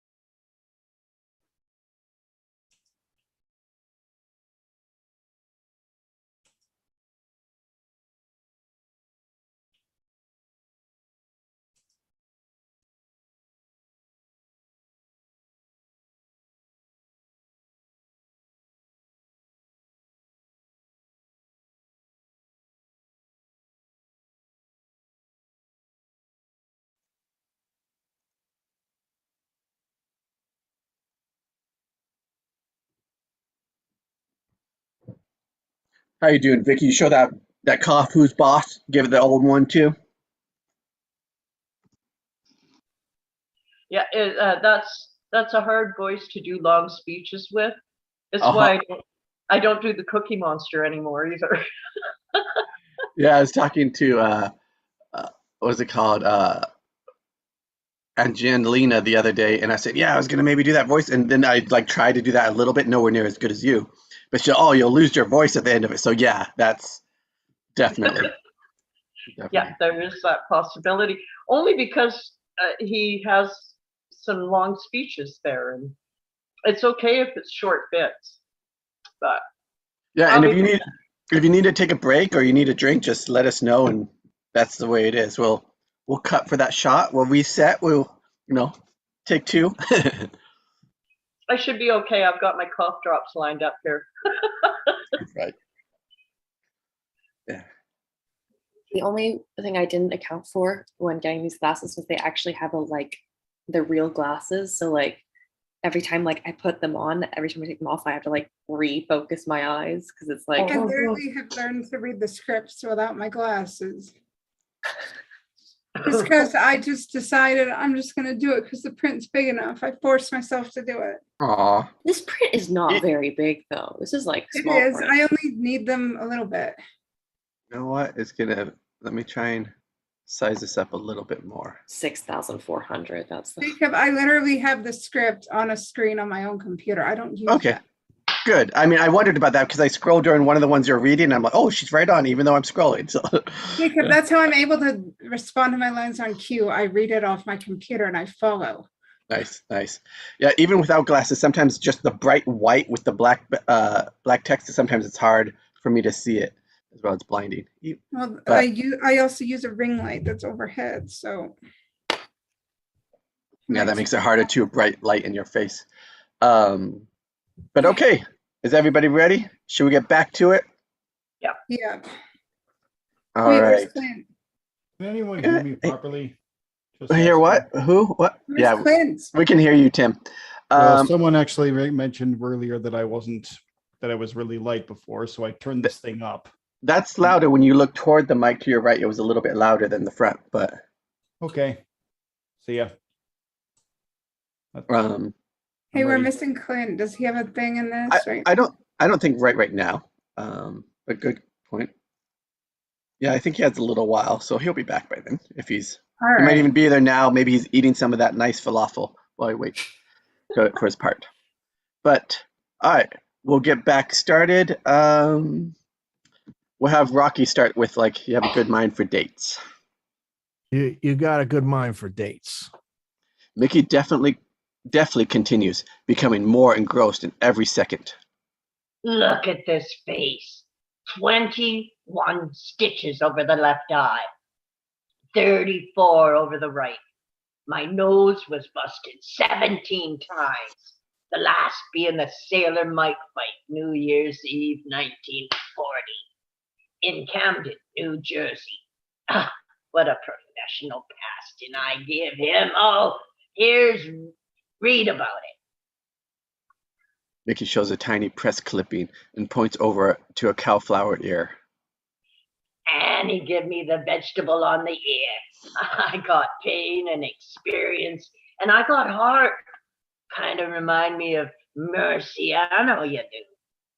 Rocky points to his most prized possession. Nobody ever said that. There's his picture. Yeah, you kind of remind me of The Rock. You move like him. Mickey has rung the bell. Nothing could please Rocky more than being compared to his idol. Really think so? Ah, you got heart. Heart, but I ain't got no talker. Rocky shifts against the wall and lowers himself into the couch. Oh, Christ. I know this business. Rocky, when I was fighting, it was the dirtiest racket going, see? Pugs like me was treated like fighting dogs. Throw you in the pit and for $10 you try to kill each other. We had no management. Fought in boxcars, in whorehouse basements, any joint with a floor. October, I fought a bum who put a tack in the thumb of his glove and punched so many holes in my face I had spit shooting out of my cheeks. I never had no manager watching out for me. See that picture outside the gym? Mighty Mick. That's me in my prime. I had all the tools. I could have starched any lightweight husky on the East Coast, but I had no management. Nobody ever got ahead for business and stashed a few bucks and opened the gym. It's a dirty hole. I know it. But that and a lot of scars is what I got to show for 50 years in the business. Kid, now you come along with this shot, and I feel like it's me getting a shot I never got. Yeah, we was treated like dogs, like them dagos. Oh, no offense. In the Colosseum in Rome there. And now I got all this knowledge. I want to give it to you so I can protect you and make sure you get the best deal you can. Rocky rises and opens a window. Respect. I always dished you respect. Gave my dipper. You gave Dipper my locker. Oh, I'm sorry. I made a mistake, kid. I'm asking man to man. I want to be your manager. The fight's set. I don't need a manager. Look, you can't buy what I know. You can't. I've seen it all. I got pain and I got experience. I got pain and experience too. Oh, please, kid. Whatever I got, I always got on the slide. This shot's no different. I didn't earn nothing. I got it on the slide. I needed your help about 10 years ago when I was starting, but you never helped me none. Mickey drops the ashtray and kneels to pick it up. He remains on one knee. If you was wanting my help, why didn't you ask? Just ask. I asked, but you never helped. Nothing. Like the Bible says, you don't get no second chance. Rocky, I'm 76 years old. Maybe you can be the winner. I never was. Your shot is in my last shot. Rocky is choked and goes into the bathroom and closes the door. Mickey struggles to his feet and, like a beaten man, leaves. Several moments later, Rocky steps out and lowers himself into bed. Springing up a second later, he runs outside. Exterior street of Rocky's apartment, night. Rocky races up the block toward the shadowy and hunched form of Mickey. Way in the distance, we see Rocky stop the old man beneath a street lamp. He places an arm around his shoulder. Interior Rocky's apartment, pre-dawn. The following morning, Rocky's alarm clock goes off at exactly 4 a.m. Not accustomed to rising this early, with great difficulty, Rocky staggers to his feet and wavers to the bathroom. He turns the light on, and roaches scatter. At the top of the mirror hang the telegrams. Rocky fills the basin and submerges his face in cold water. Rocky sways to the icebox and removes a dozen eggs. He cracks 5 raw eggs into a glass and downs it in one swill. His body quivers. Exterior street of Rocky's apartment, pre-dawn. Rocky steps outside. He is dressed in a well-worn sweatsuit with a hood, gloves, and sneakers. It is pitch dark, and his steaming breath attests to the cold. He begins running down the center of the deserted street. He can only be clearly seen as his form passes beneath the street lamps. 2 garbage men stop hoisting cans to watch him pass. Exterior art museum stairs, dawn. Rocky stands at the base of the overwhelmingly steep flight of stairs. He stares up at the stairs that nearly disappear into the morning gray. Taking a deep breath, he starts up. From the start, he looks out of shape. Halfway up, his legs give way. Standing, he brushes off and descends the stairs. Exterior City Hall, dawn. Rocky passes City Hall and veers to the river. He pauses, heaving great gusts of exhausted breath. He throws several lazy jabs in the air and walks a while with hands on his aching sides. Men delivering the morning papers observe with amusement. Rocky forces himself to begin running again. Exterior elevated train station, dawn. Heading along Spring Garden Street, Rocky passes beneath an elevated train station. The roaring train overhead seems to blend perfectly with his muscular running style. Exterior docks dawn. The sky is beginning to lighten. The fighter now runs along the piers and past the anchored freighters. Exterior Eastern Packing Company dawn. It is 5:30 and Rocky approaches the loading platform belonging to the Eastern Packing Company. Alongside the loading platform come several boxcars. Rocky mounts the ramp and knocks hard on the metal door. It soon opens, and Paulie guides him inside. Paulie is drunk. Interior shipping office day. How you feeling? Tight. I got whiskey here. No. Rocky notices two Puerto Ricans lounging alongside the shipping office. This is the guy who's fighting Apollo Creed, huh? Good luck. Kill him, man. Hip, hip, hooray. Come on. Hip, hip, hooray. Hooray, man. Rocky be coming every morning to pick up some prime. Can't train on that store crap. Rocky smiles and Paulie leads him out of the office into a large metal door and a walk-in refrigerator. Interior freezer day. They enter. The freezer resembles a modern torture chamber. Row after row of hanging slabs of beef stretched into the darkness to the far end of the refrigerator. The blower overhead causes these men to speak loudly. Hey, if you didn't pay Gazzo, you end up hanging on a hook, right? Gazzo's a good man. Hey, how about you talk to him about me? Please, do me a favor. Keep this job. You eat better. Paulie opens a jackknife and idly jabs the hanging meat. He swills whiskey from a pint bottle. You know, you'd think you'd all, you and my sister, and you doing good together? What do you think? I ain't sure. What's the story? What? The story. What happened? Paulie speaks like a man who's been mulling this over for a while. You really like her? Sure, I like her. What's the attraction? I don't see it. I don't know. She fills gaps.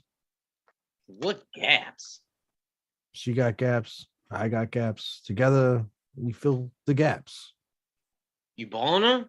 Don't talk dirty about your sister. Come on, you screwing her? From across the room, Rocky looks at him hard in the eyes. That's why I can't put you together with Gazzo, because you talk too much. Big mouth. Paulie reddens. He steps forward and slams his fist into the hanging beef. The punching of the beef is a muted challenge, and Rocky responds. Rocky walks up to a beef and slams his fist into the ribs. The grotesque object swings in a wide arc like a hanging corpse. Rocky moves to the next one and unhooks. Rocky's face reveals a never-before-seen concentration, as though he were locked in total battle. Hit the rump. The rump.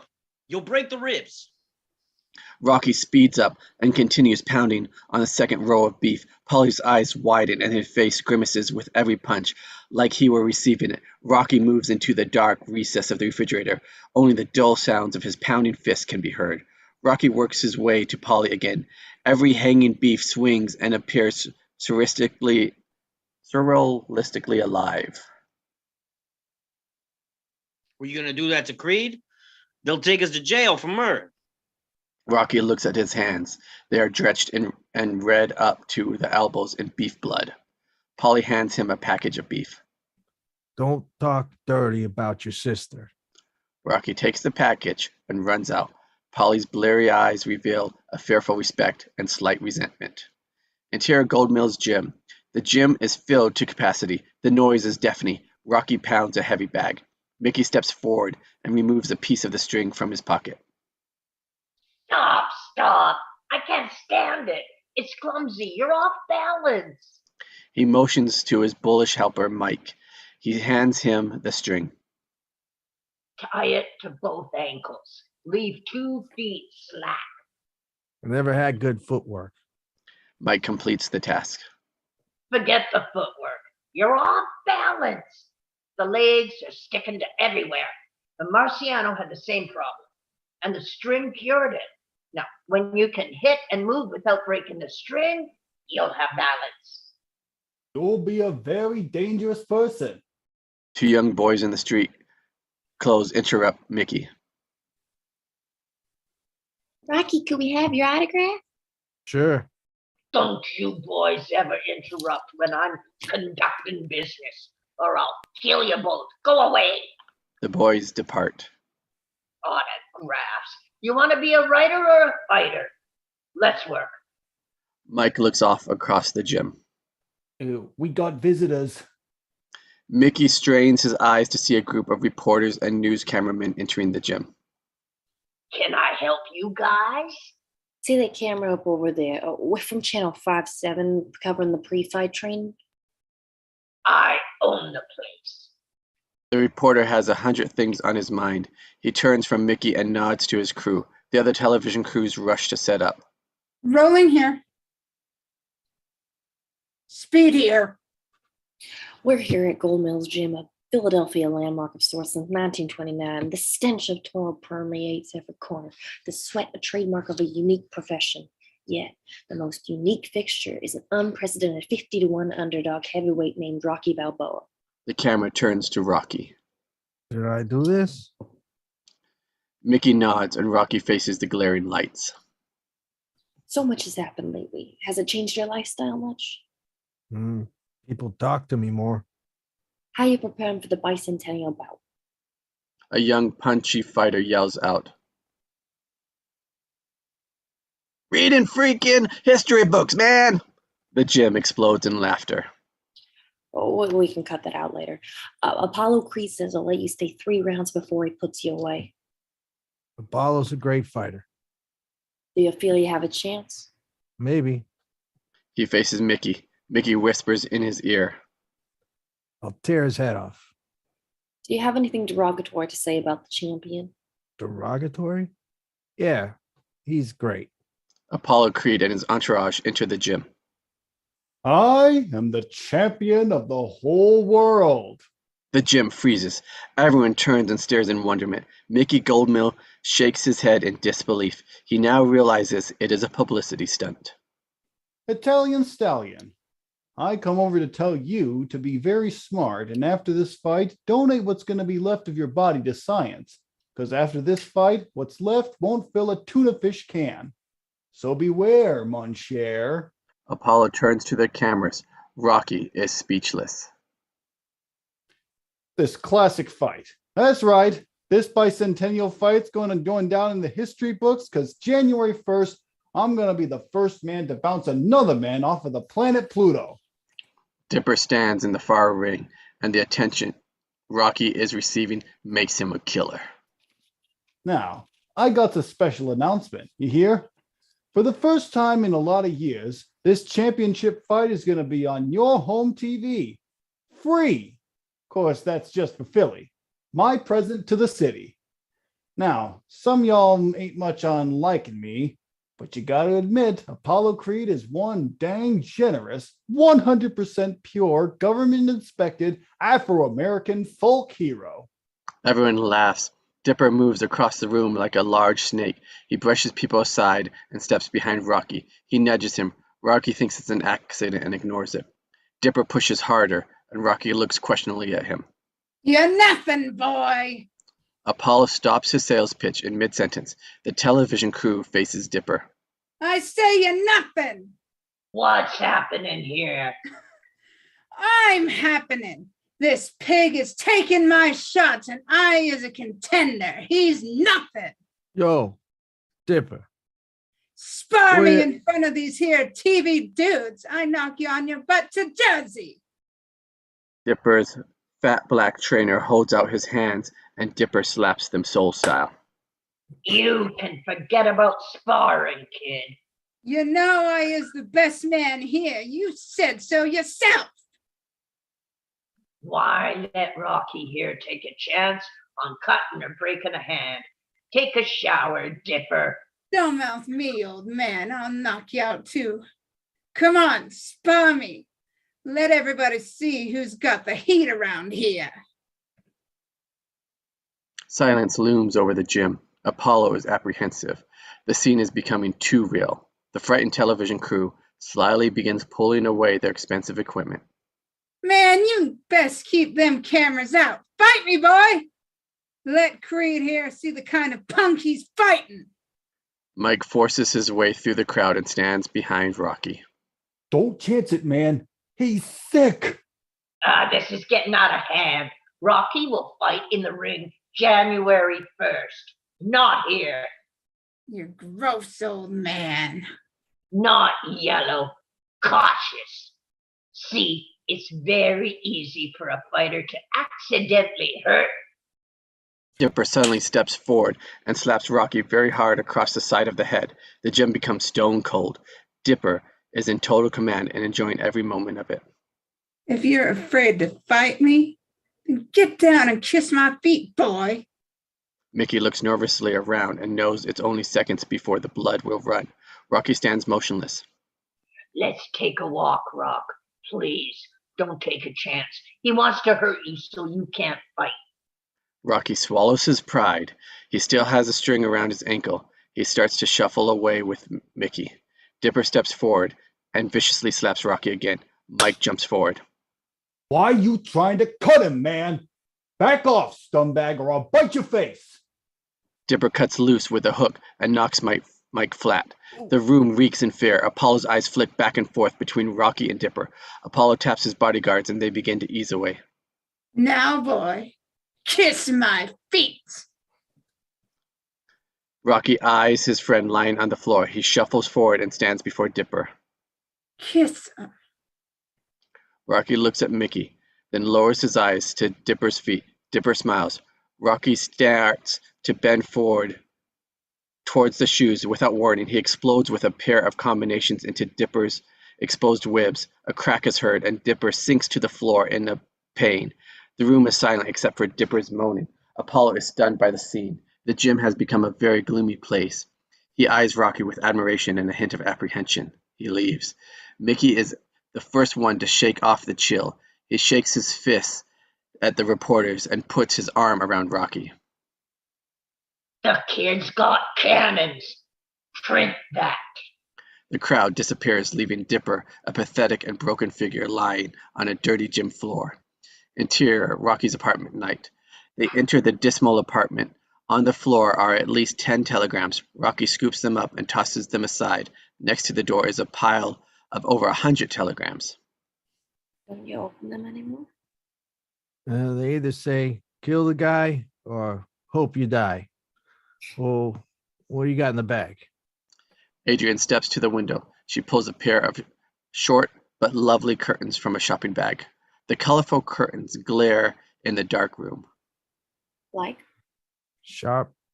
Real nice. Really? You don't think they're overly feminine? No, sharp. You look great. Adrian smiles and pulls out a small Christmas wreath. Rocky smiles. His eyes show what he feels for this woman. Adrian, you really look great, but I can't fool around during training. It makes the legs weak. Don't want weak legs. Can't fool around. Oh, you look great. The legs. Yeah, but I think weak legs ain't bad sometimes, Rocky approaches in a seductive manner. Adrian uncharacteristically removes her sweater. Underneath is a t-shirt that reads, "Win, Rocky, win." I thought it might be cute. You're right. Maybe we best just hold hands. The shirt made me feel guilty, Scene fades. Exterior street, pre-dawn. Rocky is running. For extra weight, he carries his huge dog, Buckus. After a half a block, he sags under the weight and laughing begins to wrestle with the dog on the pavement. Rocky tries to sneak away from the dog, but after a few steps, the beast sees him and chases him down the street. Exterior, Eastern Packing Company, dawn. It is early morning, and as usual, Rocky jogs to the meat house. He is followed by his new dog, Buckus. He is stopped short when he notices several television news vans parked out front. Interior, Eastern Packing Company, dawn. He and the dog enter the freezer area and see several reporters and men with mini cameras milling around. Paulie is waiting for him. Rocky is upset and goes outside. Paulie follows. Exterior, Eastern Packing Company, dawn. Yo, Rock, I made a few phone calls, and thanks to me, you're gonna be getting, you're gonna be a big man, that a dog, What do these guys want? to see you train. Yo, well, what's with you? It was supposed to be private. I thought I was doing you a favor. Come on inside. You know, my sister really likes you. Rocky follows Paulie inside the Eastern Packing Company day. A reporter points in Rocky's direction, and suddenly he is surrounded and led into the freezer area and positioned beside a slab of hanging beef. The camera's lights go on. Just relax, Mr. Balboa. Today we're here with heavyweight challenger Rocky Balboa. The reason we're standing in a refrigerated box is that Mr. Balboa has an unusual method of training, and in a moment he is going to demonstrate it for our viewing audience. But first, Rocky, how did you ever come to train in an icebox? My buddy Paulie let me in one day, and I hit the beef here and liked it. And since I become a challenger, the owner don't mind neither. Is this a common training method? I mean, do other fighters pound raw meat? I think me and Paulie invented it. Would you give us a demonstration? Rocky steps over to a hanging beef and begins pounding with incredible intensity. Everyone present is taken aback. Rocky completes hitting the meat and stands there with his hands dripping beef blood. The commentator is unnerved, and Rocky looks straight into the camera and leans up and holds his bloody fists. Diane Lewis in the meat house with the southpaw, Rocky Balboa. Interior, Jurgen's office day. Apollo sits behind Jurgen's desk. Jurgen is not present. 4 middle-aged, younger types and Creed's lawyer sit around the desk. The desk is flowing with forms and charts. How much is being channeled into West Coast closed circuit advertising? 300,000. Make it 450. Send 200 roses to the mayor's wife from me. Get a picture and make sure it gets all the papers. Do you want to run the 15 radio spots in the Midwest? I think you could spend the money better in Canadian publicity. Yeah, I'd like to get Canada. See if we can get a tax break. Give me the figures on the program concession. Meanwhile, the trainer sits across the room in a darkened corner, looking at a small television. He is watching Rocky's bloody exhibition on the news. He waves at Apollo. Apollo, you ought to come see this boy you're going to fight on TV. Looks like he means business. Apollo is still engrossed in his paperwork. I mean business too. The gross rental of the arena is going to include the 400 ushers, right? Give me some coffee. Exterior, Paulie Street, night. It is a moonless night, and Paulie staggers across the street and enters his building. He staggers up the stairs. Interior, Paulie's apartment, night. Paulie removes his coat and tosses it listlessly in a chair. He rubs his red eyes and sways into the kitchen. He takes a bottle of wine out of the icebox. As he swills the wine, he hears the sound of Rocky's and Adrian's voices trailing from his sister's room. Paulie's face tightens, and he staggers towards the bedroom. He stands outside the bedroom door and peers through a crack. Rocky, Adrian, and the dog are watching TV in an otherwise darkened room. And he Adrian. called the reporters? Yeah, threw my whole day off. Don't be mad at him. He just wants to help. Yo, I ain't mad. I'm just out of joint when reporters are around. They take cheap shots, and Paulie knows it. Are you going to say anything to him? What's to say? I don't know what he wants from me. Filled with uncontrollable anger, Paulie smashes into the room. And Paulie says, unmuted. Muted. Paulie says unmuted. He says nothing. What? I want nothing from you. Paulie? Shut up. I want nothing. Ain't no charity case. Get out of my house. It's not your house. You ain't no friend no more. Go home. Out of my house. I want you. Don't talk like that to him. Get out of my life. Both of yous. Paulie kicks the door out of frustration and appears to be bordering on a nervous breakdown. Get out of my house. I want you. It's cold outside, Paulie. Paulie goes to the living room closet and removes a baseball bat. Rocky and Adrian quickly follow. I don't want you messing with my sister no more. He's scum from the corner. I don't raise you to hang out with no bums. Adrian is speechless. Rocky moves towards Paulie. Want to hit on me? Come on. Come on. I'll break both of your arms so you never work. Rocky freezes. Paulie, stop now. I am out of here. I don't think I'm good enough to work for Gazzo. That's what I think of bums like you or Gazzo. You're going up there, don't care enough to throw Paulie some crumbs. I'll give you some meat, and I'll give you my sister too. Only a pig would say that. Paulie smashes a small table with the bat. You forget I went through to give you the best? You gave me what? Nuts. You gave me nuts in here every day. You made me scared of everything. I always seen you had the best. But did you ever think of putting it in a good word for me with this scumbag? Paulie smashes a large lamp with the bat. Don't do that again. Get away from me. I could never even get married because of you. You couldn't live for yourself. You'd die by yourself. Instead, I put the two of you together. But did you ever think of putting in a good word for me? You owe me. Oh, you what? You owe me and are supposed to treat me good? Good?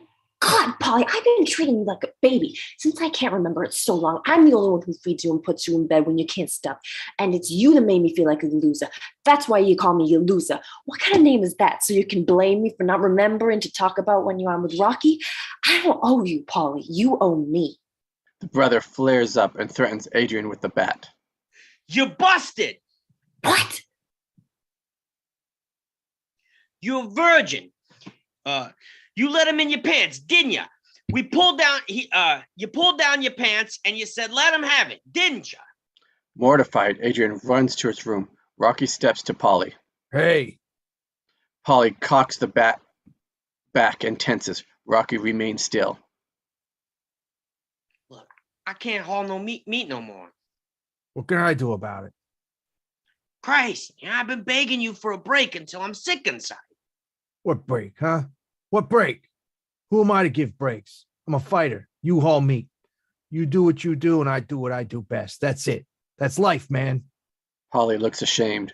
Rocky walks, then returns. And what you said to my girlfriend ain't right. Do it again. I'll kill you. Rocky goes into the bedroom. Adrian has buried her face in a pillow. She is rocking slightly. Rocky cradles her and kisses her cheek. Want to hear a dirty joke? Yeah. Interior Mickey's office day. Mickey is in his cluttered office above the gym. The room is dark. Blankets are tacked over the windows. Rocky is watching 8mm movies of Apollo Creed in action. Rocky watches with intense concentration as the fighter moves like a huge dancer around the ring. His defense is great. Can't lie about that. You have a rolling style. Can't retreat as fast, but your style ain't retreating. They both watch the flickering images. See how he plays sometimes? Drives his cornerman nuts. Nobody knows his next move. Him included. They watch more action. Creed has a fighter helpless against the ropes. Killer instinct. Yeah. You both got the killer touch. Interesting. See that? Oh, right cross combination. Beautiful. But you got the power to rip the body. They watch more action. Rocky, when you climb into the square and know you're meeting the best fighter in the world, you're gonna be ready. You're gonna be ready because I've been waiting for 50 years. 50 years. When I'm done with you, you're gonna be able to spit nails. You're gonna be able to eat lightning and crack thunder. Oh, you'll be a very, very dangerous poison. The scene fades on Mickey's voice and Rocky, staring transfixed at the images projecting on the wall. Interior Gold Mills Gym Day, Rocky is pounding the heavy bag with intense concentration. As he strikes from all angles, Mickey instructs. Interior Gold Mills Gym later, Rocky now works on the incline sit-up board. While doing sit-ups, he pounds himself in the face with a dumbbell. The pain is evident on his face. Interior Gold Mills Gym still later. Push-ups between two chairs as Mike sits on his shoulders. Mickey coaching drives him on. Interior Gold Mills Gym still later. Mike has on a pair of Target gloves, and Rocky moves around the wing swinging at them. Interior Gold Mills Gym still later. Drenched in sweat, Rocky hums the speed bag. His expression is hard and flushed. Mickey clicks a stopwatch and pats Rocky's shoulder. He is very happy. Rocky has just completed exercising with the medicine ball. Dino hands him a towel. Paulie crosses the gym as Rocky heads to the steam room. A thin man crosses the gym, and Mickey nods. What you say, Benny? Meet the Rock. This is our cut man, Benny Stein. Yo, Yo, Ben. Benny. Oh, Check the eyes, Ben. Benny checks the skin around Rocky's eyes. ain't bad. Seen worse. Cover up and things should be okay. Take a shower.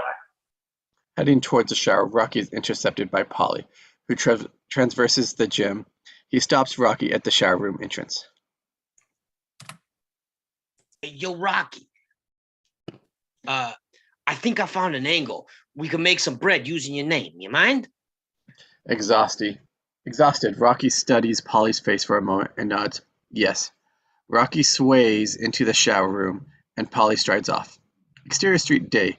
Running. Rocky's crowd of trailing boys has tripled. Dashing through the streets, he resembles the Pied Piper. Exterior Arts Museum stairs day. It is twilight, and Rocky is alone at the very bottom of the huge flight of steps that seem to stretch into the heavens. Rocky takes a deep breath and sprints up the never-ending stairs. Halfway up, his body shows the strain. Nearing the top, Rocky pumps with all his strength and arrives at the very top. He looks down at the steep stairs and swells with pride. He's ready. Interior's Marty's mayor's office day. Rocky is led into Mayor Rizzo's office by an aide. Rocky is very nervous as he approaches the mayor, who is seated behind a wide desk. Hey, sit down, Rocky. Flips open a thick file that lays in front of him. I've been going over your record. You've been the busy type. 19 arrests, probation 3 times, expelled from 7 public schools in 64 and 65. Rocky tries to sink into the chair. I'm a very busy man, but I just wanted to remind you that you'll be setting an example for thousands of kids like yourself, and maybe starting them off in a new direction, and give our police force a break. I also want to hope you try your very best to bring pride to Philadelphia. I'll try. The mayor presses a button, and a photographer enters. Would you stand up, please? Rocky rises, and the mayor shakes his hand. The picture is taken 3 times. The photographer exits. Thanks for coming by, Rocky. Good luck. Anytime. Wait. After the fight, you'll have nearly $150,000. What do you plan to do with it? Run for mayor. The mayor is shocked at first, but then breaks into a big friendly laugh, and Rocky exits. Interior Rocky's apartment night. Adrian and Rocky are at his apartment. They're looking at new scrapbooks. Newsweek magazine, headline, The Italian Stallion or Donkey. Philadelphia magazine, Rocky stands with the mayor. Okay, do you realize everybody in this country knows your face, and after the fight, everyone in the world is going to? Yeah. She flips through Sports Illustrated, The American Sportsman, Ring Magazine, World Boxing, True, and a multitude of other clippings. The telephone rings. Rocky rises and walks to the new white object hanging on the wall. My first call. Hello? Yeah, speaking. Who's this? Bruce? Bruce who? Yo, Bruce. How you been? I ain't seen you for 9 or 8 years. Yeah. Things is great. How's things with you upstate? Yeah, selling real estate. Hey, that's a good job. Yeah, I got a advance, but I bought ringside seats for the guys at the gym. I get the 150 grand after the fight. Adrian overhears the statement. Yeah, I know it's a lot of money. Condominiums, nobody uses them. Anybody? Listen, I think a pet shop is a good investment. I don't care about long hours. There's no depreciation. That don't matter none to me. Yeah, I like animals. Why don't you give me your number and I'll call you back? Let me get a pencil. Rocky makes no motion to get a pencil. Okay. What is it? 412-659-2424. Yeah. Thanks for the call. Sure, I'll get back to you, Bruce. See ya. Rocky hangs up. What was that you said about a pet shop? What? What'd you say about a pet shop? I don't want you cleaning nobody else's cages no more. Is everything all right? I gotta go out for a while. Rocky grabs his coat and moves to the front door. Come. Interior Gold Mills Gym night. Rocky arrives at Gold Mills Gym. He unlocks the gym's door. Rocky and the dog move through the eerie shadows of the gym. Rocky moves across the gym with his dog and moves up the steps to Mickey's office. At the top of the stairs, he looks down at the ring, reflects for a moment, then enters the office. Interior is Mickey's office night. After turning on the lights, he quickly cleans the cluttered desk and sets up the projector. He goes to the cabinet and removes the stack of 16mm films. Dissolve 2, interior Mickey's office several hours later. The office clock indicates it is several hours later. Rocky is engrossed in watching another Apollo Creed film. He sits motionless. Rocky sits upright. Something catches his eye. He springs at the projector. He returns the scene several times. Dissolve 2, interior Mickey's office several hours later. Several hours later, Rocky is engrossed in watching another Apollo Creed film. He sits motionless. Something catches his eye. Rocky stops the projector as Apollo is delivering a knockout blow to an unfortunate opponent. Rocky moves right up to the freeze frame, and inspects it like it was a priceless painting. He backs off and begins writing on a notepad. Dissolve 2, interior Mickey's office dawn. The first light of dawn streams through Mickey's filthy windows. Rocky is slumped in a chair, and it is apparent he has lost interest in watching the movies. The film has completed its run-through. The projector lazily flops around the top of the reel. Listlessly, Rocky rubs his reddened eyes. The door is open. Mickey flips on the light. The two men stare at each other for a long moment. Mickey studies Rocky's despondent expression, and he knows what is on the fighter's mind. I know what you're thinking, kid? At least you got a shot. All you can do is try your best. Rocky stands, and with his dog, inches past Mickey and exits the room. Mickey walks over and turns off the projector. He idly pushes the machine with a lazy motion until it slides off the desk and crashes to the floor. Exterior street dawn. After leaving Mickey's gym, Rocky and his dog listlessly move down the street and head for home. Interior Rocky's apartment day. Rocky arrives at his apartment. Adrian is asleep on the couch. He lowers himself beside her, her eyes open. Can't do it. I can't beat him. Apollo? Yeah, I can't beat him. Adrian touches his face. I've been watching the movies, studying. He ain't weak nowhere. What are we gonna do? I don't know. Oh, Rocky, you work so hard. That ain't so bad, because I was nothing before. Oh, don't say that. Come on, it's true. But that don't bother me. I just want to prove something. I ain't no bum. It don't matter if I lose. Don't matter if he opens my head. The only thing I want to do is go the distance. That's all. Nobody's ever gone 15 rounds with Creed.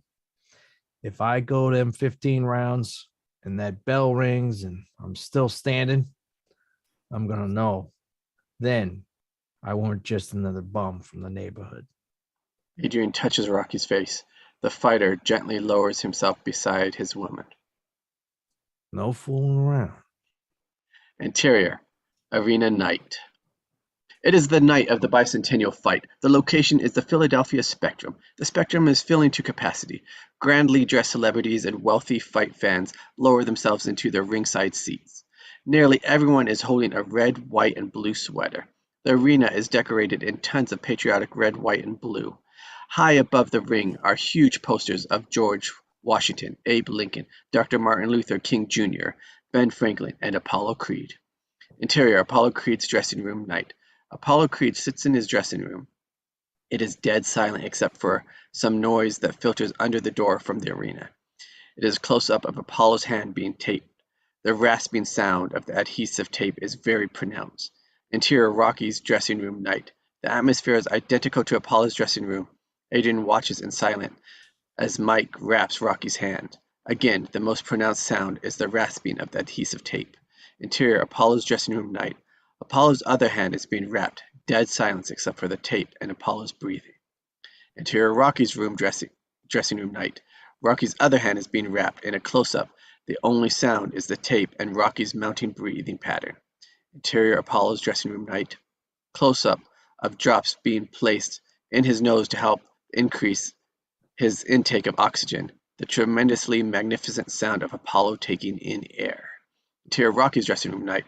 Close-up of drops being placed in Rocky's nose. Interior, Apollo's dressing room night. A heavy coating of Vaseline is applied around the champion's eyes. An extreme close-up of the eyes shine brightly with the grease. Rocky's dressing room. Grease is smeared around Rocky's eyes. An extreme close-up. Several deep scars are seen. Interior, Apollo's dressing room night. Close-up of Apollo's trainer digging his fingers deeply into the thick muscles of Apollo's upper back and neck. Rocky's dressing room. Close-up of Mike's arms wrapped around Rocky's waist and lifting his diaphragm up. Magnificent breathing roars from the screen. Apollo's dressing room. Apollo's trainer slips a mouthpiece into Apollo's mouth. Apollo shakes his head and the trainer removes it and places another one in the champ's mouth. Creed nods yes. Rocky's dressing room. Everyone present is motionless as Rocky is in the bathroom alone. Rocky is on his knee praying. Completing his silent prayer, he stands and looks at himself in the mirror. Suddenly, a wave of emotion sweeps over him as he thinks that in a few moments he will face the most overwhelming challenge of his life. Out in the dressing room, the door opens again. A guard leans in and nods that it is time. He leaves. Rocky steps out. It's time, kid. Rocky nods and moves toward Adrian. I'll wait for you here. Rocky nods and she kisses him. The fighter leaves with his trainers. Adrian is on the verge of tears. Interior hallway night. Rocky, Mickey, and Mike start down the long hallway. Up ahead are 3 security guards. Rocky rubs his bare shoulders. Yo, Mick, can I have my robe? Rocky puts on the robe. Embroidered across the back is flaming letters is the Italian Stallion. Pennzoil. Mike helps him into the robe. Mickey is not amused. Don't you care what the people will say? I'm doing it for a friend. What do you get out of this? I get the robe and Paulie gets $3,000. Shrewd. Interior arena night. 2 ringside commentators sit in front of a panel closed-circuit television. We would like to welcome our viewing audience to the Grand World Championship Bicentennial Heavyweight Fight.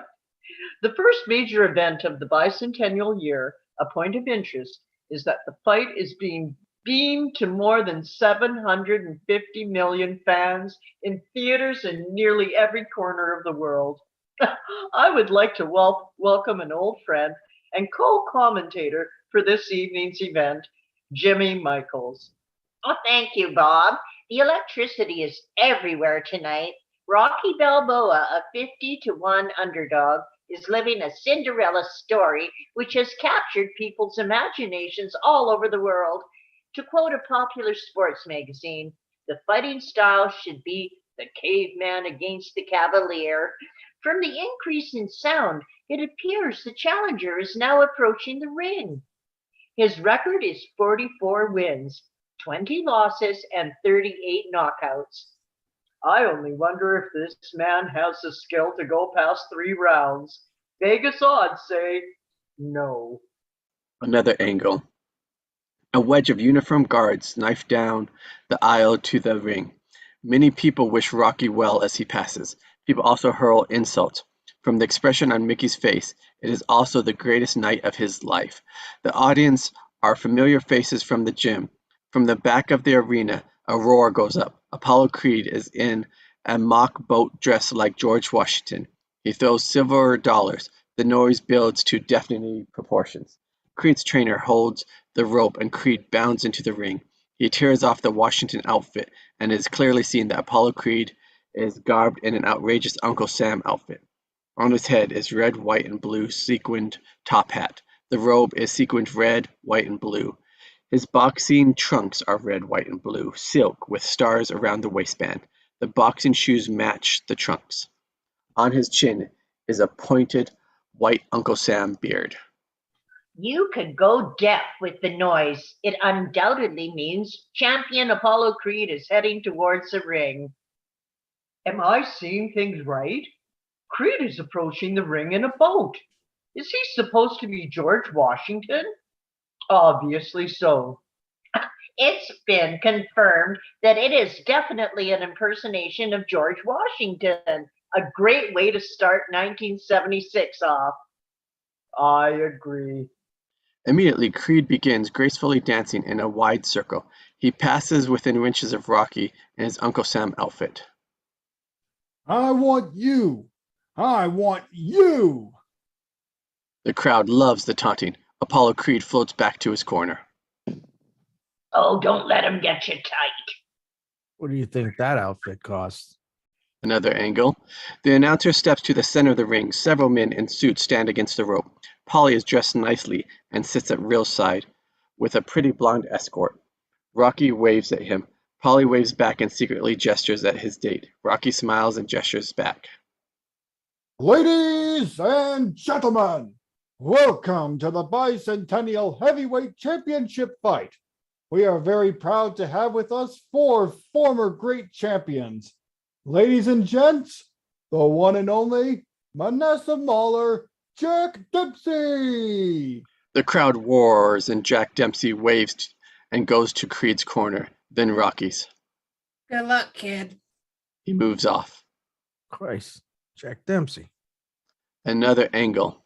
The announcer points and the timekeeper rings the bell. Former middleweight champion, the Bronx Bull, Jake LaMotta. Jake LaMotta raises his fist and gives best wishes to both contenders. Timekeeper rings the bell. Another angle. The man with the big punch, everybody's favorite, the Brown Bomber, Joe Louis. Joe Louis bows and steps to Creed's corner. Creed strikes a boxing pose, and Louis tosses a playful punch. They must be friends. Another angle. Now, last but not least, the former heavyweight champion, a son of Philly, Smokin' Joe Frazier. Frazier rumbles to the center of the ring. The crowd cheers. Apollo puts on a show. He grimaces and gestures like he's going to attack Frazier. His cornermen hold him back. They laugh. Frazier goes to Rocky's corner. Save some of him for me. Another angle. The commentators beckon to Frazier as he exits the ring. The former champ looks great. Can we get Joe over here? Oh, here he comes. Joe Frazier stands in front of the commentators. Joe, what are your feelings about tonight's fight? Well, I think any man who works and trains hard always got a chance. You look in great shape, Joe. I'm always in shape. Joe laughs and exits. The timekeeper rings the bell. Another angle. Now for the evening's main event. In the corner to my right, the challenger, wearing white trunks at 190 pounds, one of Philly's own sons, the Italian stallion, Rocky Balboa. A good crowd response. Another angle. In the far corner, wearing red, white, and blue, weighing in at 110 pounds, undefeated in 46 fights, the heavyweight champion of the world, the master of disaster, Apollo Creed. The arena explodes and Creed puts on a display of hand speed. Another angle. The referee motions to both fighters. They step to the center of the ring. As the referee explains the rules, Apollo and Rocky stare hard into each other's eyes. The referee's voice fades, and the fighters' expressions fill the screen. Something soulful and frightening is being communicated. Now, come out fighting. The fighters return to their corners. God bless you, Rock. Thanks, Mick. I'm gonna try. Another angle. The bell rings. King dances forward and boxes Rocky as he considers the man an amateur. Another angle. The champ stings the slower challenger with jabs at will. Balboa blocks 80% of the blows with his face. Creed doesn't look the best he's ever been, but it's moving smoothly. Creed snaps out of a triple combination that backs Balboa into a corner. Oh, a solid hook by Creed, a master of fistmen. The champion is smiling and toying with the man, trying to give the fans their money's worth and make a show of it with the badly outclasses challenger. Another left is to right combination. I feel sorry for Creed is down. Another angle. Rocky suddenly explodes with an upswing hook to the jaw. Creed is dropped. The arena explodes. Creed's eyes show disbelief. So do Rocky's. Rocky backs to his corner. Mickey and Mike yell at him. Oh, you can do it. Oh, God damn it. You got the power. The body. Get the body. Oh, you got him going. 6, 7, 8. Creed is up. His playful attitude is gone. He is now all business. His lightning jab stings Rocky's face repeatedly. Come at me, sucker. Rocky charges, and a terrific right crashes against Apollo's chin, followed by an uppercut to his liver that causes Creed to cringe. Apollo counters with jabs, and Rocky whips brutal combinations to the body. The bell rings. Rocky's corner. How am I doing? Real good. See how fast he is? Damn. Breathe deep. Keep your chin down. Use the legs and drive through them. Attack, attack, attack. Apollo's corner. Apollo does not sit. He stands and clowns at the spectators to prove he is not hurt. That boy damn near broke my arm. Oh, sure, he can hit. Don't play no more. Stick and move here. I'll carry him till the 3rd. Don't play with this man. He's fighting hard. Let him feel some real heat. Another angle. The bell for a second round rings. Rocky rushes out fast and furious. Apollo melts out a left hook that raises a goose egg over Rocky's eye. Apollo employs footwork that dazzles Rocky. He has class. He studies Rocky and employs his lightning jab with cutting accuracy. Still, Rocky shuffles ahead, bombarding Creed's midsection with hooks. Another angle. The round ends with Apollo assaulting Rocky with a blinding combination and delivering a stupendous right cross that flings Rocky into the ropes and shatters his nose. The round ends. Another angle. Apollo sits in his corner and jokes with fans, but he is beginning to show the strain from the body punches. Man, I rearranged this fate with that, right? The people love what's happening tonight.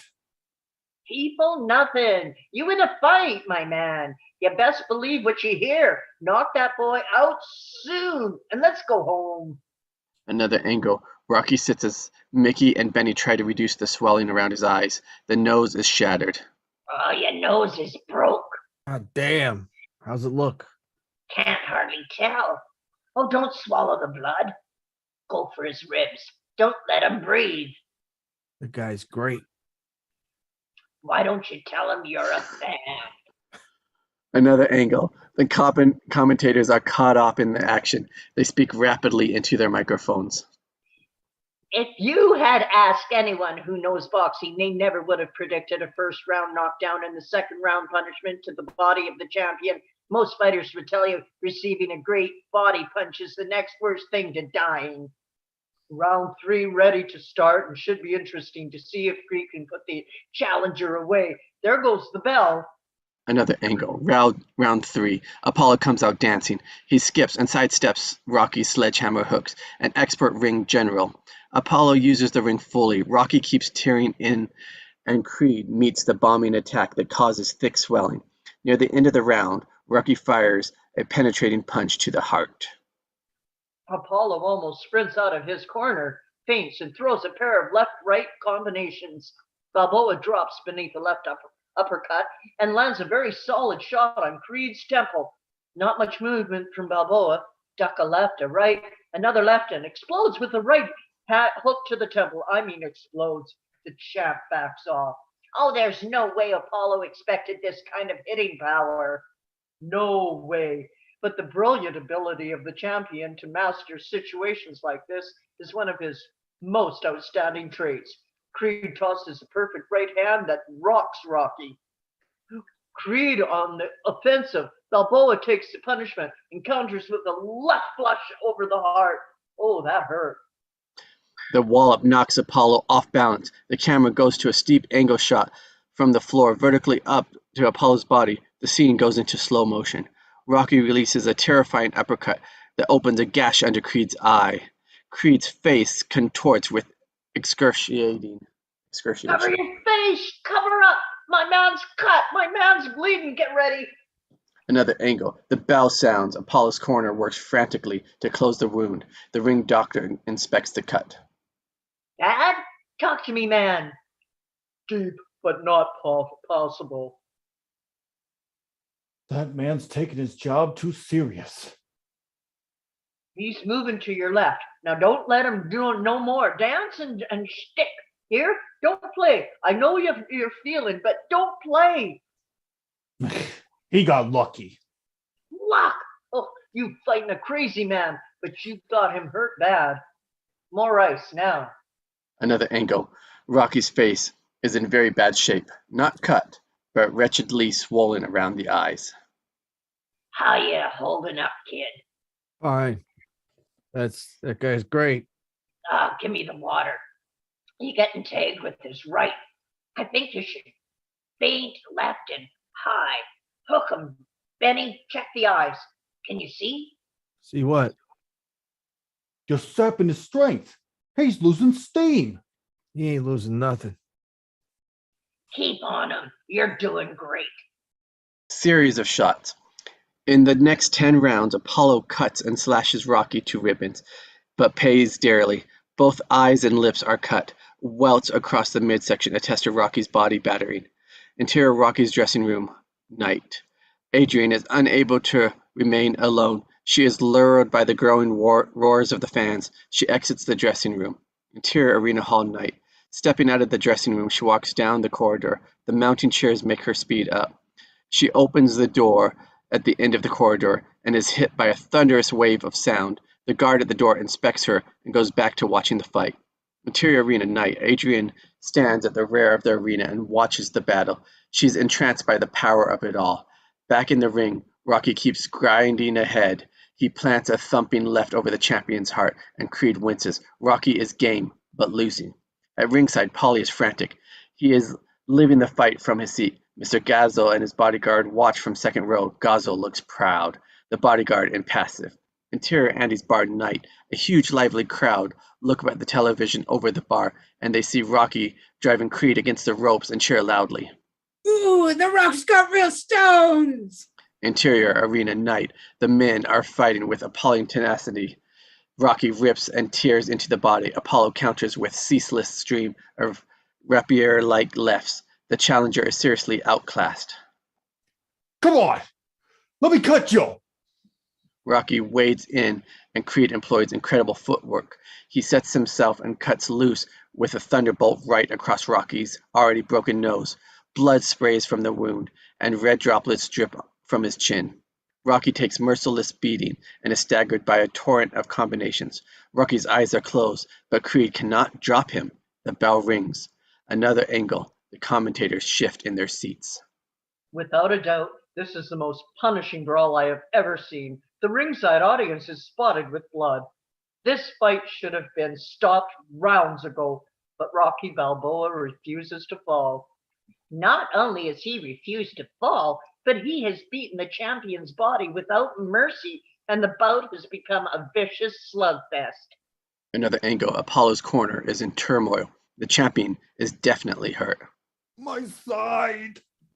Get that doctor! No doctor. You're hurting, man. No doctor.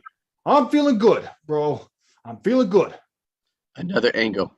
In Rocky's corner, things are frantic. His eyes are swollen shut. You want to keep going? Would you keep going? Yeah. No more. You want to lose an eye? No more. Open my eyes, please. Open my eyes. Vicki nods to Benny. He secretly places a small ring knife between his index and middle finger. In one smooth movement, he drags the razor over the blood welts and quickly covers the draining wounds with gauze. It is done so quickly no one is even aware of the operation. Another angle. At the rear of the arena, Adrian looks transfixed at the ring. She is caught up in the heat of the battle. The bell rings for round 14. Rocky bores in close, but Apollo still has spring in his legs. He seems determined to end it this round. Apollo catches Rocky flush on the jaw. Rocky is staggered. Like a wolf, Apollo cuts loose with pure savagery. Rocky is driven against the ropes and receives a devastating beating from the champion. Rocky is dropped.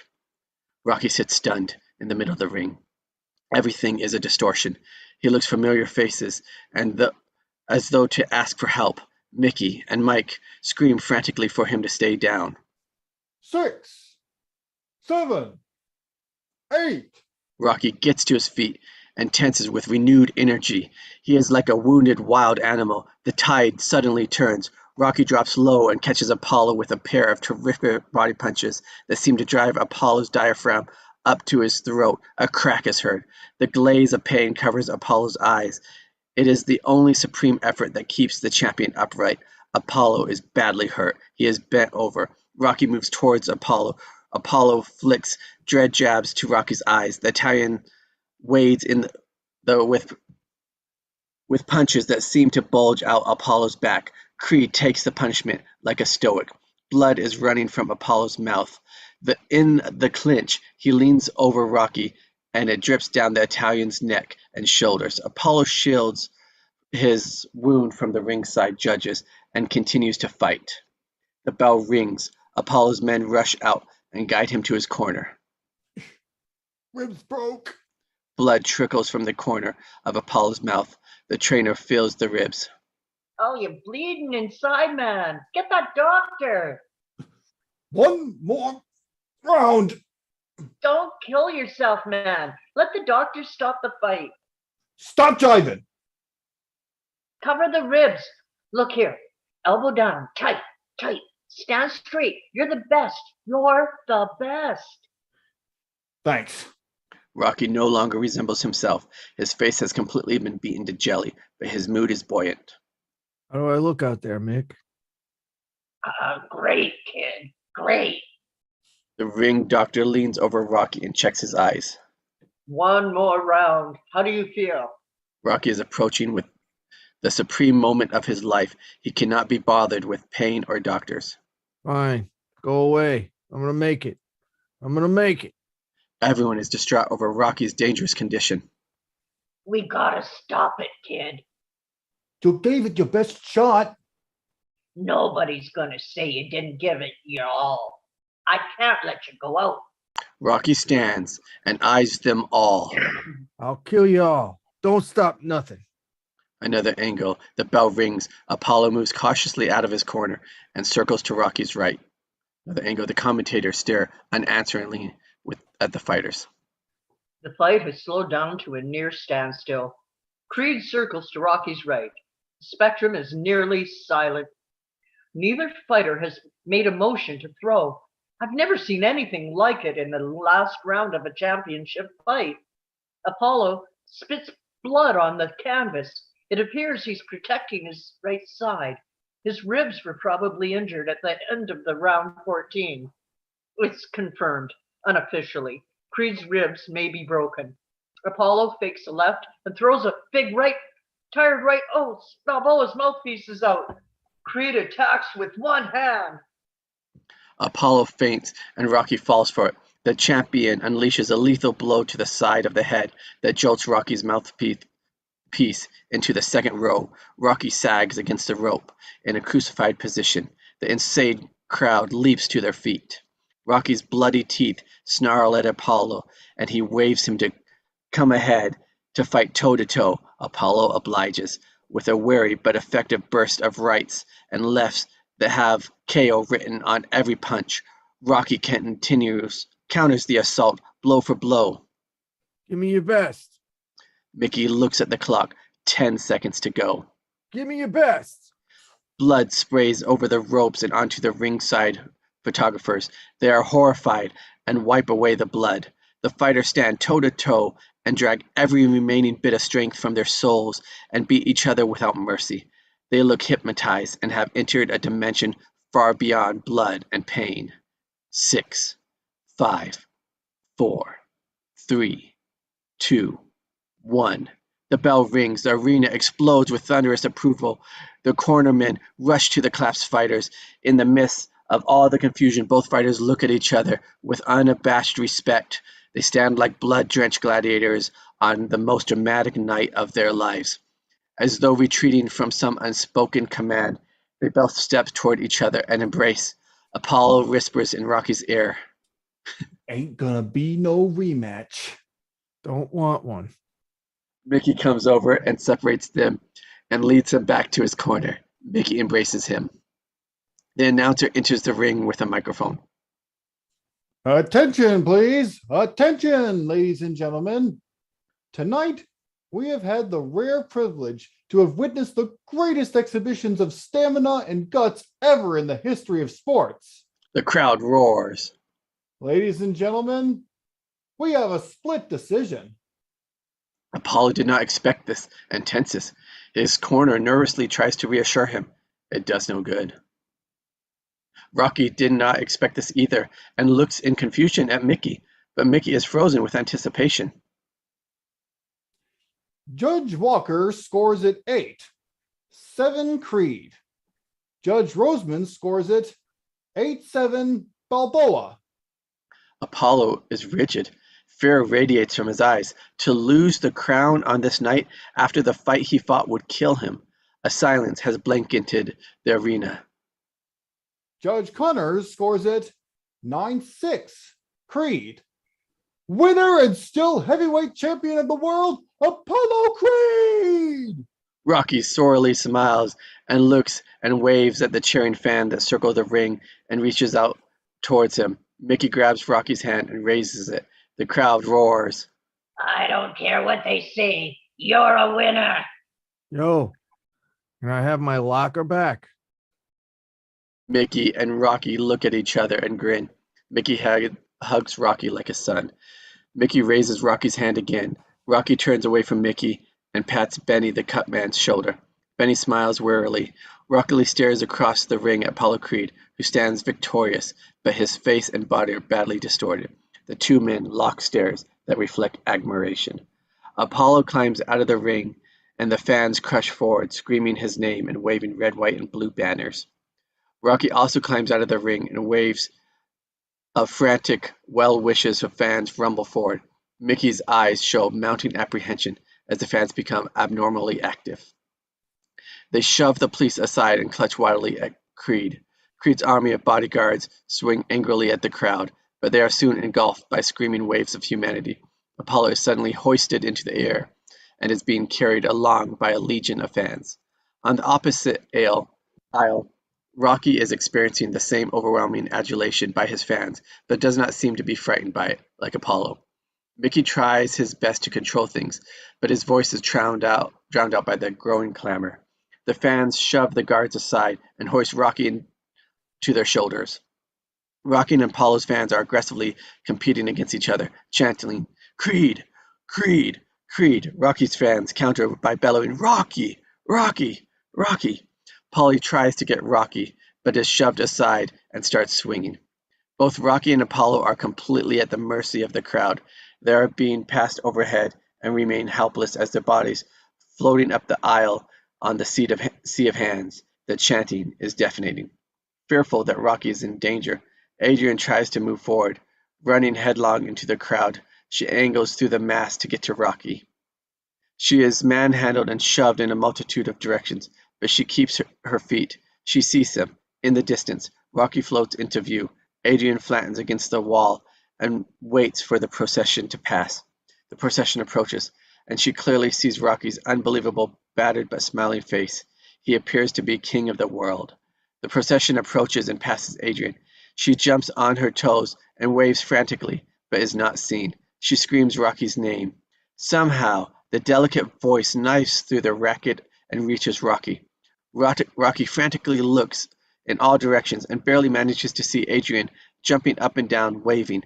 The crowd is carrying him away. He attempts to lower himself, but the crowd won't permit it. Rocky instead turns and begins climbing across people's heads and shoulders. He resembles a man trying to go up a down escalator. People are jammed so tightly together, Rocky manages to crawl across them to Adrian. Still suspended in the air, Rocky leans down and Adrian jumps, and they look in an embrace. Lock. I love you. I love you. I love you. The two are swept along into the greatest night anyone can remember. That's it. That's it. Woo. I'm gonna say fade out, so I won't. There we go. Awesome. Da, da, da, da. Ba, ba, ba, ba, ba, ba. You guys are all winners. Yeah, you guys went the distance. Yeah, 15 rounds, man. That was fun. Maddie's yawning over there. Late. It's not the 4 a.m. shift, but somehow this feels worse. A fight 15 rounds, all the trainer will take it out of you.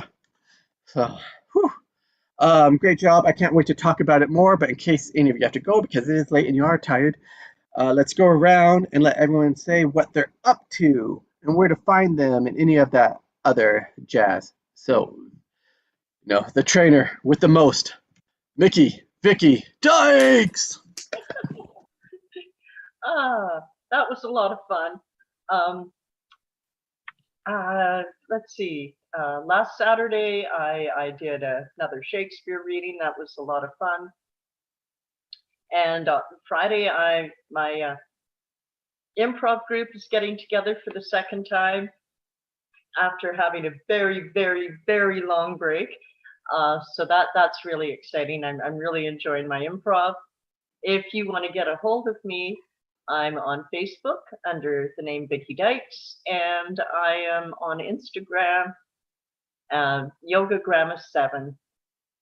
And I can't wait until next Tuesday. Woo! That's amazing. And still reigning champion, Tim D Kietzman.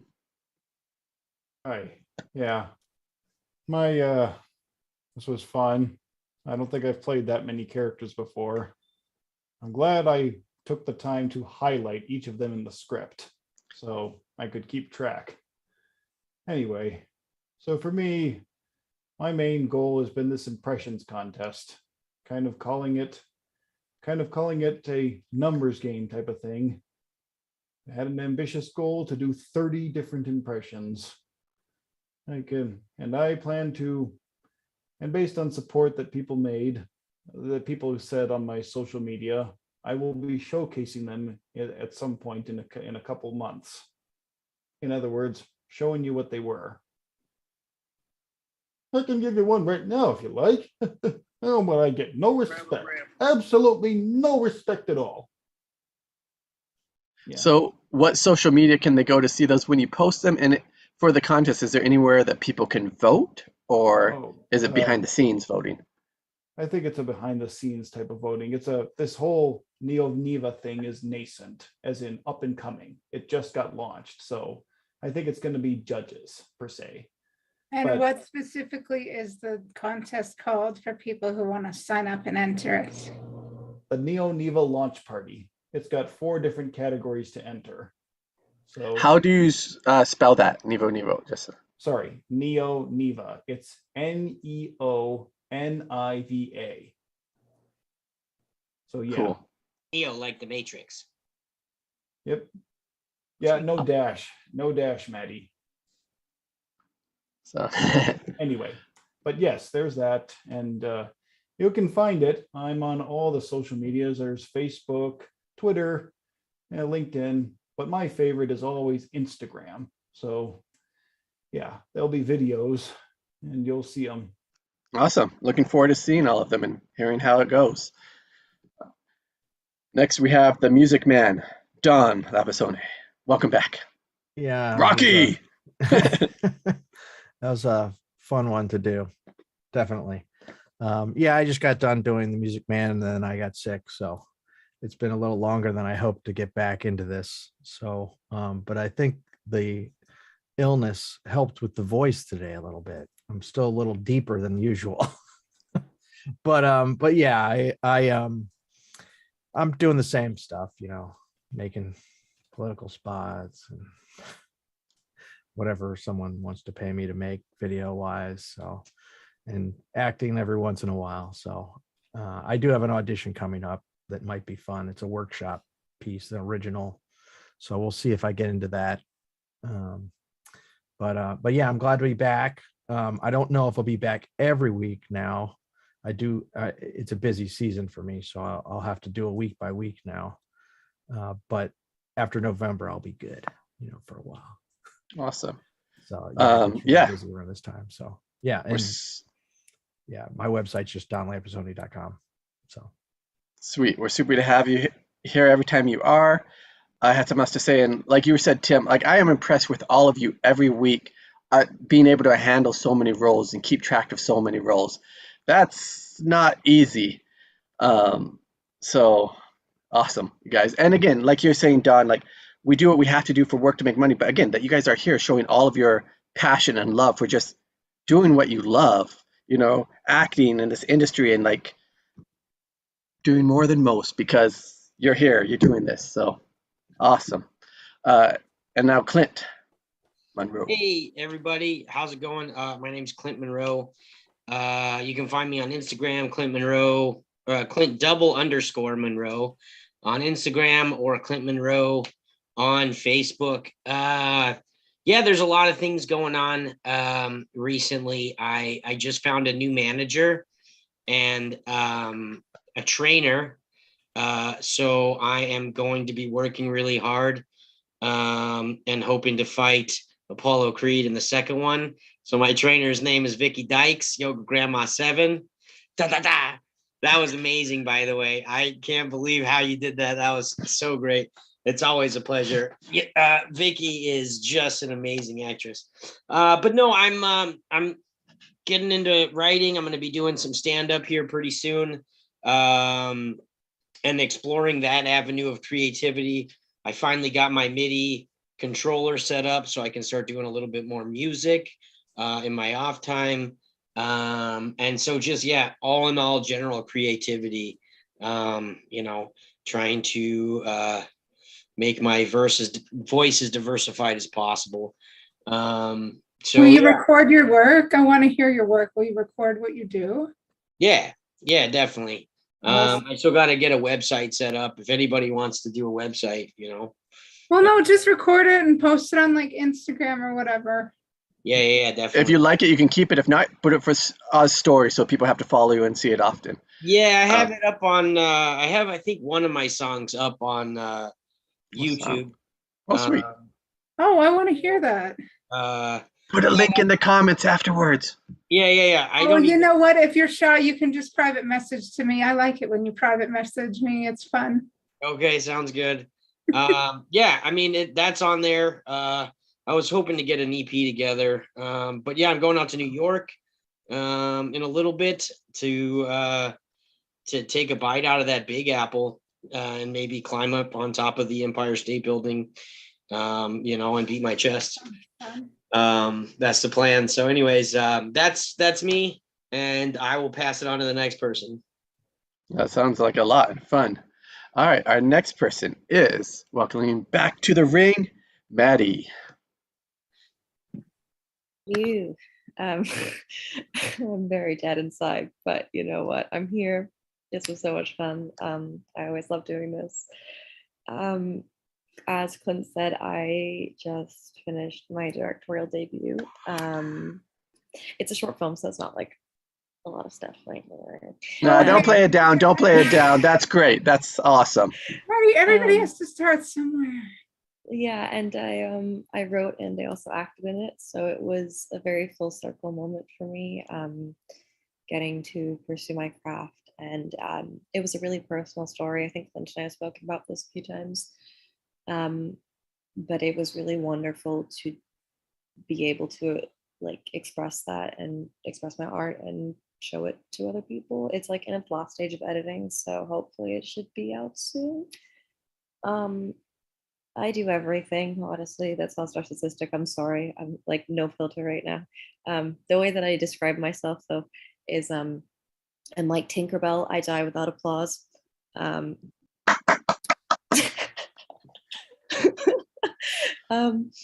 yeah, I really do like doing everything. And I'm more than happy to work on anything at all times. I'm in New York for the next few months. It is really bloody hot here. So Clint, if you're coming down, just be warned. It's like a bajillion degrees. Oh. The subways are brutal. Anyways, but yeah, that's me. And you're awesome. Oh, thank you. I've been there in the summers before. It feels like you can swim through it. Like you can feel the stink of the moisture. And like when you walk into an air conditioning building, it's like, oh my God. So you said it's in editing right now. It's almost done. It'll be out there. Are you going to put it out immediately to the interwebs, or we can watch it, or does it have to send it to some film festivals first? Send it to some film festivals because it is my first one. So I'm like, yeah. I might want to do a few more, but I can put in the chat my website. It says Julian Martinez. I'm using Wix. I'm sorry, I haven't been able to fix it. So if you see that, it is correct. It's just, you know. Well, if you're shy or you don't know how to message, just message us through Instagram or whatever. Oops, I just did it. and that's great. Because I think people are following you. Yeah, and Clint, like she said, she used Wix. And I think that's what I'm also using. I would have to check again, but it's pretty easy to make your own website, and they have lots of little templates and stuff, and you can just replace stuff. Wix is really good. Another really good one is Squarespace, but you have to pay for Squarespace. Whereas Wix, you can have a free website. It just says like wixsite.com. Yeah. Until you start making those bajillion bucks, and then you can just pay a little bit and remove that. If you're self-conscious about your stuff, you should see some of the stuff I've made. It's ridiculous. I'm sure. Again, everyone in this field is so brave to put themselves out there and put the stuff out there, and that's what you have to just do. You got to try and like doctors. They open up people. We open them up from the heart. Like we do the real saving lives out here. What can I say? Yeah, that's true. It's just me. Basically, some of my films are just me and a bunch of kooky Star Trek costumes and a bunch of Tribble toys. Yeah, but if you have fun and doing what you love, and again, you guys are all brave putting it out there, and it has to get put out there for anybody to see, or anything can happen from it. So that's awesome. Yeah.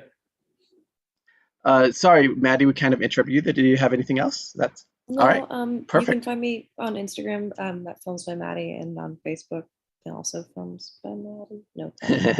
All right. Well, I can't wait to see the films by you, Maddie, when you're able to post Maddie, that. Perhaps you can compare films if you're that nervous about it, and then you can get a laugh out of my work. I won't. No laughing. I'm sure it's amazing. Unless it's a comedy, then I hope we laugh. Yes. So, all right, awesome. So they'll check that out. And Heather, where can people see those films and other things? Oh yes, the many films, because I've been making little films since about 2009. The films can be found on my YouTube channel, The Stormin' Latter-day Saint. I'll type that in the chat after we're done, and my links are there. And my Facebook, my professional Facebook is Heather Leigh Freelancer. And I'm on the social media sites, Facebook, Instagram, Twitter. I'll give anybody those who wants to PM and ask. And I'm on the actor sites, Actors Access, IMDb, Backstage. And I'm an actor, I'm a writer, I'm a creator, and I'm looking for work. And I've been auditioning for things. And I haven't gotten things, but at least I'm trying. So I'm never afraid to try, and I'm never afraid to work. And if you want to discuss work, you can reach out to me on social media or at my email, heather.lee.cameron@gmail.com. And I hope you're still enjoying the journey. I am. I've been in the journey since I was a teenager. So. And like Rocky, like he didn't win, but he, proud of himself and he's happy that he went the distance and he didn't give up and he kept going. So. Oh yes, Awesome. I auditioned for a lot of stuff. Yeah, well, awesome. The journey's fun. That's more than a lot of people do. A lot of people don't take the chance. They don't take the shot, don't put themselves out there. So. And Jacob, I believe it's your turn to introduce yourself. You're not going to get out of it. Dang it. Why did Jacob You're worse Patrick. than Angelina about promoting yourself. I am really bad at that. But I'm like, I don't need any of that. I don't. Yes, but you have our permission to promote yourself. Thank you. So go ahead. I'm just happy to be here with all of you talented people each and every week. This is awesome. So I always say, people, come back here at Table Read Tuesday. Like, subscribe, follow, share, all of that. We have a Facebook group if you want to see what are the upcoming scripts that we're going to read. So just Table Read Tuesdays on Facebook. There's also Table Read Tuesday on Twitter. What are the upcoming ones? You better. Oh, dude. People.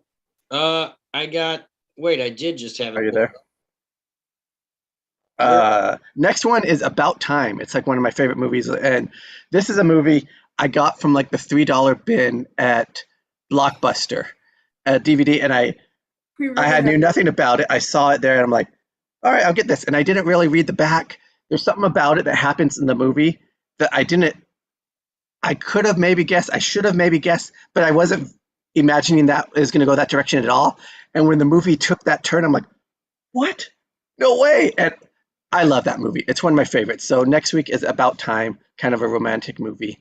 So that one I know is coming up, and we'll have the link for casting soon on the Facebook page. The bins at Blockbuster, the sale bins at Blockbuster. Are we really that old that we remember those? Oh, older. We got The Godfather, Training Day, Eternal Sunshine of the Spotless Mind, and I'm not going to go any further because you guys have to be there. Listen to those masterpieces. If you guys don't know those movies, watch those movies. Those are all uniquely different and great movies. And of course, depending on people's styles and stuff, like Godfather, when people say like, what scripts should people read? They almost always recommend The Godfather. The crazy thing is the guy who wrote that, if I'm remembering correctly, someone else can correct me. Before that, he did novels or other things. He never wrote a screenplay before.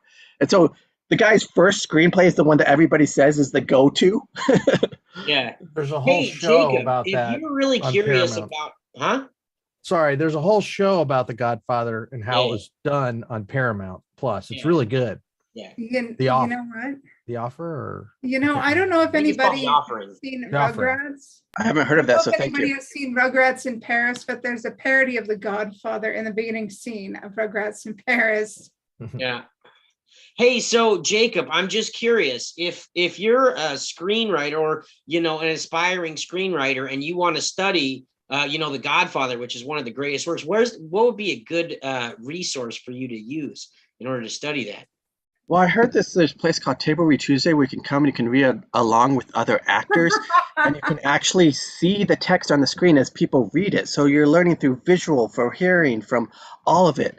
And you don't even have to do all the work yourself. You're like with a group of friends. So it's great. Awesome. You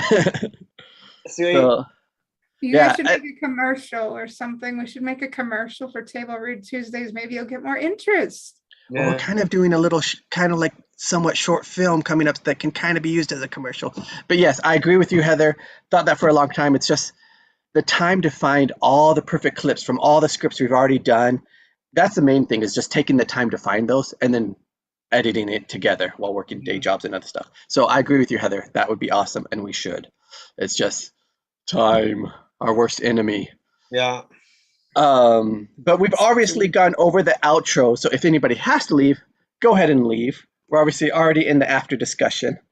But again, like talking about these great scripts coming up, like I'm curious to see what Eternal Sunshine of the Spotless Mind looks like on this page and how they did all those creative things. And Rocky here, I'm impressed with how great it looks. And it was made, the 76 or something like that? After all these years, for the most part, I feel like it still looks and reads like a modern screenplay. Yeah. I know. It's pretty impressive. I mean, and the whole story behind it too is pretty impressive. I did want to do a quick shout out to Budkiss, the the bull mastiff who shows in this movie.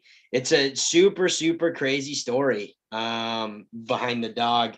And right before the script sold, Sylvester Stallone was like, you know, just dirt poor, couldn't afford to feed anything. So he sold his dog for, I think, like $40 or something like that, just to make it through. And then shortly after he sold his dog, the script sold, and he went straight back to the guy and tried to buy it. I was just reading the article about it. The guy tried to sell it, or sold it back to him for $15,000 because he was desperate, you know, which is, you know, that guy is a piece of garbage. I hope he dies in a shallow grave. But anyway, Don, Tell us how you really feel, Clint. yeah, serious, right?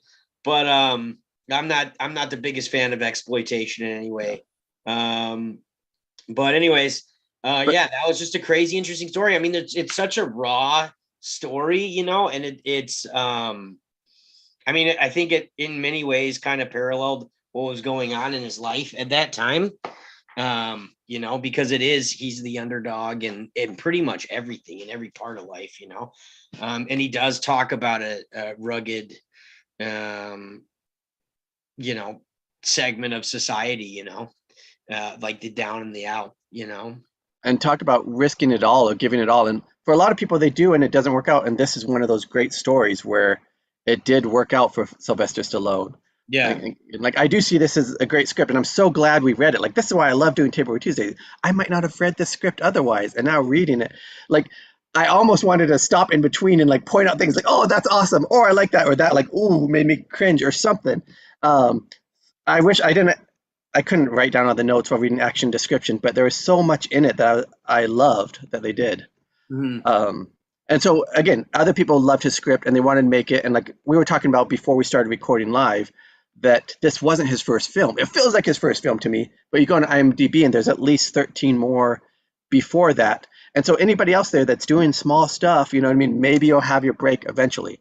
And he wrote this and he wanted to star in it and people wanted to buy it, but they didn't want him to be the star in it. And so that's also, like Don was pointing out earlier, that maybe why he like took a lower budget, because that's all they would be willing to put in the money where he's going to be the star of it. And what else happened with that story, Don? Well, I mean, I think he had to give up his rights, which was, you know, a big part of it, giving up the right to his baby in a sense. And so, yeah, I think even now, like I said, he's kind of upset with that. The guy that the producer, Erwin Winkler, no relation to Henry. He you know, has been making all the movies with him, producing them, because he owns the rights and making a lot more money than Sylvester Stallone on it. I mean, Sylvester Stallone gets paid a lot to do them. It's not like he's not getting paid anything. He gets millions of dollars. So it's not like it's like, oh, poor Sylvester Stallone, he only has $400 million, you know. I think but that brings up a big point, you know, because I was reading recently. I mean, this is a story that happens a lot, actually. John Fogerty got sued for, if you don't know who John Fogerty is, he's the lead singer of Creedence Clearwater Revival. If you don't know who Creedence Clearwater Revival is, figure it out. Get on Especially YouTube. if you enjoy The Sound of Silence. They're a great one to listen to. So, I mean, he got sued for being himself. Neil Young, again, got sued for being creative and being different than himself. But that's something that happens a lot, you know, as creatives, you know, we focus a lot on our craft and trying to master that, but there is another aspect of it. And that's business. And there are a lot of people out there that have studied business and studied how to use people, manipulate situations and stuff like that. And so I'm sure this isn't definitely not the first story. It won't be the last story where this happens. So just make sure you protect yourself, protect your art, and hold on to it, you know? Yeah, but also there's a lot of give and take. Like, he had to give a little bit and not receive as much money so that he could be the main actor. But also he had to give up these rights to get it made. And so the person that got those rights, like they took the risk of money at that time to get it made. So it's like a both giving and taking a little bit, take on different risks and try and get that win-win situation. Yeah. So they put up the risk, they do get some of the reward. It's the business, because a lot of writers starting out, they're like, I'm going to retain all my rights and I'm going to retain all this stuff. And they're like you can hold out like Sylvester for the things that are important to you and maybe you can get it. But for most of them, they're like, that's not how it works. We're buying this. The reason we're giving you money for this, the reason we're making money is because we also want that back in. Now, I'm not saying to give up anything and everybody get an agent, get a lawyer, work out your own deals, but it's hard enough to sell something than to try and sell something where you retain all the rights, like they're buying nothing. I mean, you'd have to have something amazing or amazing track record already for something like that to happen, most likely. Yeah. So, or you make your own stuff. The consummate realist right here. So, Exactly. what else you guys got to say? You know, the Don's background, you know what it reminds me of? It doesn't make me think of Rocky. It makes me think of this film called Belfast. Has anybody ever seen that? Oh, I thought you were going to say This Is England. I remember hearing that title, but No, I don't think I is have. about Ireland and like the Belfast riots and things like that, the problems over there, and reminds me of that. Mm-hmm. It's a very popular movie. Yeah, definitely heard of it. Not one I watched. See, there's some you've watched that we haven't watched, Heather. You should watch it. I might. There's a funny joke about this movie. Hold on, let me pull up the guy's name really quick. Boom. Goes Chuck Wepner, right? So Chuck Wepner was a heavyweight boxer who was scheduled to fight Muhammad Ali. The fight is the inspiration behind Rocky. When Sylvester Stallone saw this is what inspired the whole idea of Rocky and the entire franchise. But the story goes is this guy Chuck Wepner was ready to go fight, so he wakes up in the morning and he kisses his wife and he says, tonight you're going to be sleeping with the heavyweight champion of the world. So he leaves and he goes to fight Muhammad Ali, and he took a beating. That's why this was the inspiration behind it. It's because he just didn't go down. When you see the fight, I mean, it's clear that Muhammad Ali was the better fighter. I mean, he's like the greatest of all time, and bless this guy's heart. And he didn't go down. I mean, he really, really stood up there, but he got beat. So afterwards, he leaves, he goes home to his wife, and his wife, without missing a beat, says, so am I going to Muhammad Ali's house or is he coming here? True story. True story. That's awesome. A thing about the script that I saw is, like, as you guys saw, I started to ignore the another angle because that doesn't add anything. It's just take me out of course. I mean, not of course it's going to be the angle. Somebody could have a static camera the whole time, but I felt like it didn't need to read that Little part redundant. of it. Yeah. We don't do that much anymore in the writing. Yeah. It was It's interesting though, because he uses he'll use action description and the commentators to kind of give people a visual of what the fight is actually going to look like, which I thought was really interesting, instead of it just being action descriptions, like using the commentators, pulling in that dialogue sequence to show the visual for, the production crew. And Maddie, you were going to say something? There was a lot of moments that the words just were misspoken, but it made it changed the meaning. I think Jacob, you said at one point the dang on the passion. I can't remember. Sorry. I do remember pausing and freezing and losing it there. You like the dang of the passion, and you're like, and just. I think it's my favorite part when people mess up, but I know the whole point of an actor is stay in character, but I find it so funny when people just break and we're just all in on people messing up. Yeah, it's great. And this is cold. And I saw someone else get stuck on something that somebody was saying. It's obvious, kind of like a made up word that person made. And I have family members, other people I know that kind of make up their own words on some things. And There were a lot of pauses where people would just pause before a word or go. You would hear them go like, "And this is why my shivers nice." It's like, good job, guys. I didn't. Well, this is the thing with cold reads, and yeah. And I mean, we like, it all looks do easy. it. Then when you get to it, you're like, how the frick do I pronounce that? There was a couple lines when Paulie was super angry, and it's like, I mean, every word has an apostrophe in it, and you're like, I don't even know how to read that, And as you're reading with a paragraph too, sometimes it's hard even just for your eyes to track and keep the words and flowing as you're doing it. Well, it was like it did show Sylvester Stallone's skill in vernacular, and writing as people speak, which was amazing. Well, I only wrote character a couple times because Vicky's voices were so funny that I found myself giggling as I was supposed to be serious. Yeah, where is Vicki? We need to talk to the master. She's there. Yeah, Vicki, let's get some feedback or some notes. Where'd you learn to do all that? Well, I'm just the only voice that I practiced was Mickey. So they came out as they were happening, and I just hope that I kept them all straight. No, you did. Like I saw when you did the commentator one and beat, like one was always the lower pitched one, the other one is always the higher pitched one and stuff. Right. And I hope I kept that straight. Yeah. How was your voice like not dying from going so low all the time? Like, how has that not caused permanent vocal damage? Well, it actually felt like it right before the intermission that I did actually do some damage, but no, it's good. I have Ricola. It really helped, yeah. Today's TRT episode is sponsored by Ricola. Yeah. The throat lozengers for professional actors. Yes. Have you ever tried one of those like pastille things, like for like those like traditional pastilles that they have for like opera singers and stuff? Those ones are so disgusting. Like But do they never work? try them.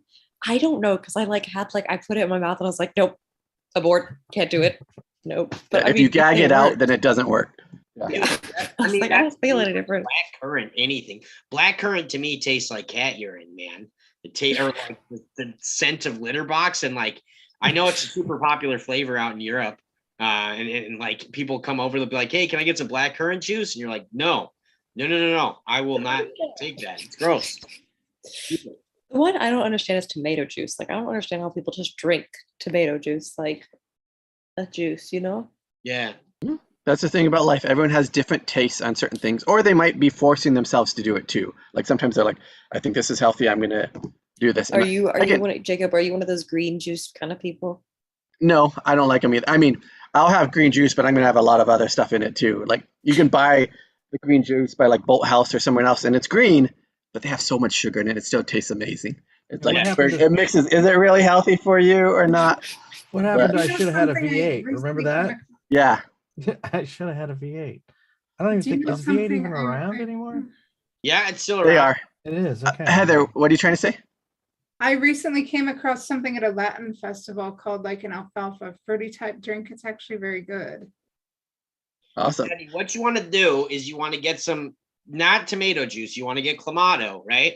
You need to put some soy sauce and some Worcestershire sauce in there, and you need to get tahini, which is like a Mexican fruit salt. You need to put that in there with a little bit of lime juice, and then pour a little bit of that in with your Mexican beer.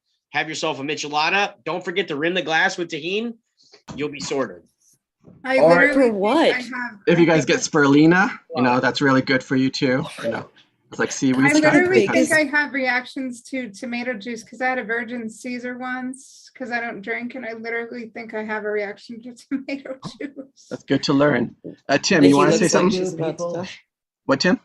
The biggest thing, try to keep it out of your throat and keep it all either in the chest or way up here. Thank you. Thank you very much. This has been interesting, an interesting little subplot to the I know the discussion goes a different turn. Vicky's Vicky's spirulina. Yeah. Oh, it's a spirulina competition now, huh, Vicky? Yeah, I think I mean maybe maybe Sylvester Stallone used spirulina to train for Rocky. Maybe. Or if he did, he would have won. You know what I mean? That was his downfall. He didn't. Yeah, we gotta be sponsored. Get us, Jacob. Get us sponsored by like spirulina or I like know. chlorophyll or like some food supplement. We That'd all be just had amazing. everyone Just just checking. week, and we're all just jacked like this. The interesting thing about Stallone is in Rocky, he was a little doughy. You know, he was a little doughy, and I mean, for him. And then you look at him later, and he's like so cut later. He like after that movie, he really got. Well, I mean, after you get paid, you know. Yeah. I mean, well, once he has like an image too to uphold, but it also makes sense for the role in a way. It's like, here's this guy that wasn't getting up at 4 a.m., wasn't doing everything it takes. He was just, you know, waking up late and going to the gym whenever and still doing it. I mean, he was still in good shape, but he was like he was so ripped like in the later movies. It was just like, whoa, that's just insanely ripped what you're doing there. It's impressive, even at older ages when metabolism slows down, all this stuff, what you can do with enough like dedication. Oh yeah. Stuff. And so, Maddie, go ahead, Vicki. Once we edit this, or we get it right, it should be sent to Sylvester Stallone. I think he would truly enjoy us. Yeah. He'll definitely watch it. Well, we're gonna tag him and we'll see if it comes up. Jacob, I think he's gonna be like, I can't sue you. I don't own it, but watch out for that producer. I'm gonna have to send this along to Irwin. Oh no. What was that, Maddie? Oh, I said Jacob and Don, I think you guys should start your own fitness channel. Like Fitness Fridays. There you go, in addition to Table Read Tuesdays. And we just see you guys getting jacked out. Like Yeah, you guys could do like every fitness montage throughout movie history. Like, isn't there a fitness montage in Citizen Kane? I'm just kidding. Okay. I didn't see it going this route, but like if you watch these videos, maybe you'll be able to see it in my face. Again, when I first heard of keto years ago, I thought that is the stupidest diet in the world. People eating fat and bacon and cheese, that is not healthy at all. And then when I looked into science some more, I did it the last few months, and in 3 months, I lost 25 pounds. So talking about the fitness challenges, so it worked for me. But all right. You out of here after all this fitness talk. You're like, I want movie talk. I don't want fitness talk. This is TRT, not Fitness Fridays. Well, it's kind of late for me. Yeah. No, understandable. Thank you. Thank you for being here, bringing your voices, Tim. We look forward to hearing how the contesting goes, and we're seeing all those videos. So thanks a have bunch. a good night, Tim. See you, Thanks a Tim. bunch. It's always a pleasure. It Goodbye. was, yeah. Good night. As you guys kind of brought out there, and you just said like fitness sequences, I did think it was kind of interesting how they chose to do some of that in this, because it feels different. It wasn't like they said series of shots, like actually said that once, but it almost didn't feel like a series of shots. And other times you could tell they had series of shots, but they would say, I think, just another angle or something else. Yeah. I noticed that the end too was different, because doesn't he scream for Adrian? And that's where the whole "Yo, Adrian," that's where that actually comes in, right? Because that wasn't in the script really. No, I mean, except for that. Yeah, so it was at the end. He's Jacob, like, Adrian. faulty He's like kept script. calling her until they got finally together and they hugged and embraced. And dude, could you guys imagine what our world would be like if they didn't put that in? Dude, like everything, like the trajectory of our known universe would change. You know that, right? That's like the most iconic part of it. I think the Yo Adrian. Totally. Yeah, and I this thought There are the hill was children the that, most wouldn't have been iconic part. born because of that, right? And then because those children weren't born, then their influence on the world wouldn't have happened. This is like a whole thing for like the Loki, like what it goes into the time changes and paradoxes, man. If Rocky you could say Metaverse. Adrian, man. Rocky Multiverse. Yeah, multiverse, Jacob, that's the you're- word. Yeah, Well, I Jacob, thought you they gotta only get on had top one of these child, scripts. if You I gotta go recall through their every single timeline. one and make sure there's no error. The script said all revisions. It said all revisions on the Yeah, script. but did you see that faulty spit thing where it's like, I missed it. Adrian I'm says- sorry. I do I wonder, think like we you. should, I think we should have like a chart of every time something's like messed up in the script, and then we see how many we can get to the end of the year. And if Jacob hits a certain amount, he should have to do something like I'm Fitness fired. Fridays. I'm already fired. So, what was I gonna say? I forget. There you go. Do a check right there. Well, that happens all the time in scripts, though. Yeah. They're never exactly. I don't think. Maybe The Matrix is the only one that I've seen that's so exact. Even that one's pretty. Even exact. that had things off. It had things in the script that weren't in the movie, like him yeah. saying, like that he was the fifth or the sixth person that Yeah. Morpheus thought was the one. And I wonder if they I cut remember that. That was crazy. out That of- was a revelation. They might have shot it and just cut it out. you Yeah. know? So for Rocky, if anybody watching this knows when it came into production, the yo Adrian, let us know. Like, who was the person that said, "No, we got to build the relationship more"? No, if he's seen her, he'd be yelling for her. He wouldn't just be silently going over there. Like, exactly. who saw that, put that in, and when did they do that? Like, Especially Yeah, since he did it one on of the TV greatest before. That in the was history of in. film. I think. I'm pretty sure that was in.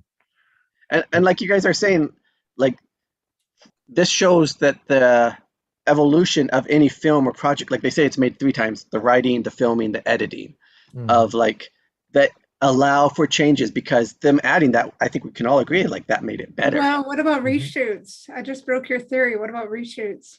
Oh, Oh, not broken. I agree. It could be in a reshoot. Although Broke your theory. That would have I been hard to reshoot. And recasting when there's actors That- who act like divas and get fired. yeah, I with their doubt they would budget. reshoot that. Yeah. Yeah, because the budget on that was getting all the people in the ring, and that would have been really tough. Yeah, arena and crowd, they wouldn't shoot that. Although I love taking things and doing, like, again, so much of our whole life in industry is like problem solving. So if they had to reshoot that, I think they totally could, because they just put Rocky, like, camera Close up up. on him, Yeah. where he's above, and you have something moving, like he's being moved by the crowds. And yo, Adrian, and that's all you see. You don't have to see Yeah. any of the crowd, the arena, any of the people. And so Yeah. there's a way to do it. Oh, yeah, What's her yeah. name? She's just back by the wall, and you see her yelling it from the Adrian. wall. Adrian, yes. Or maybe you get a crowd of like 5 people, and you just have close camera, so she's in by 5 people. So Yeah. there are ways. I also wanted to ask Jacob, because I brought this up a while ago, but I was wondering if you've made any progress. Do you know Probably what I'm not. gonna ask for now? I have no clue at the moment. That's how little progress I made. I forgot. It's okay, I forgot as well. The Bechdel test. Have you? How many of the upcoming ones have passed the Bechdel test? I have not looked at that. I have not done the thing. I can give you the whole list if you want to go through, but I doubt. Obviously, I doubt most of them did. Go like, Yeah, did I or like- didn't? It can delegate. I'm guessing didn't. I mean, Yeah. again, as we're saying, like, things are getting better, but and more women are getting into the industry. More women are writing. More women are directing. And as that happens, hopefully the stories go and start to tip the scales and go the other way and get way more balanced. But it has been a men-dominated industry for years. And a lot of the ones, as you guys pointed out, these are older movies we're reading and not newer ones. So they're going to have that flaw more often as well. So yeah, so I guess this one definitely fails, right? Or no? What's that? I don't know what is that. Can you guys tell me what you're referring to? So it's in order to pass the Bechdel test, there's also the reverse Bechdel test, but we'll talk about it later. The Bechdel test is there has to be 2 women, and they have to have a conversation about something other than a man. So this one didn't even pass step 1. It didn't even have 2 women talking to each other, except if you count the Margot lady, the pet people, but I don't even know if that one. Yeah. I mean, I was talking to myself, so Yeah, see, so right there they were. It passed it. It passed it like 0.1% because they talked about working at the pet shop. It I passes. don't even think she said anything. I think she Yeah, I like, don't- just said, "Go clean the cage, bye-bye." Oh goodness, the holiday wouldn't even Yeah. pass that test then. No, probably Most not. And films I mean, don't. and then so again, do I. if it's a romantic movie, like you said, The Holiday, that's about relationships. So that one I almost wouldn't You know even what? I expect think to pass it. Big Business might pass it. Big Business with Bette Midler and Lily Tomlin, it might. We We'll have to watch check. it. We have to check. I hope if someone hasn't done this, I am passing it on to you, Maddie, but because a woman should do it. But someone should have a website that says like list of Bechdel test passers, and you There get the list of. literally is. Okay, perfect. Then I should look at that link Oh, for next Maddie, year. Seriously, go see if that I haven't done passes the your Google. test. Which one? Big Well, we could- Business with Bette Midler and Lily Tomlin. Well, Which yeah. movie? Well, put in the Big site you're Bus- talking about, Big- Maddie. hold on. Big Business with Bette Midler and Lily Tomlin. Put in the site you're looking for, Maddie, and then we'll just do a Control F for Big Business in that site, and we'll see. It's a really good movie. It's from 1988. The other moment that I was like losing it was when Clint was over here calling me a virgin. I was like ready to like final outside. I was like, nope. Coming Yeah, in the swinging. brother Paulie was terrible to his sister. Yeah, and this is a difficult movie and situation. Go ahead. Well, I was gonna say you need something like that so that Rocky has something to fight for her.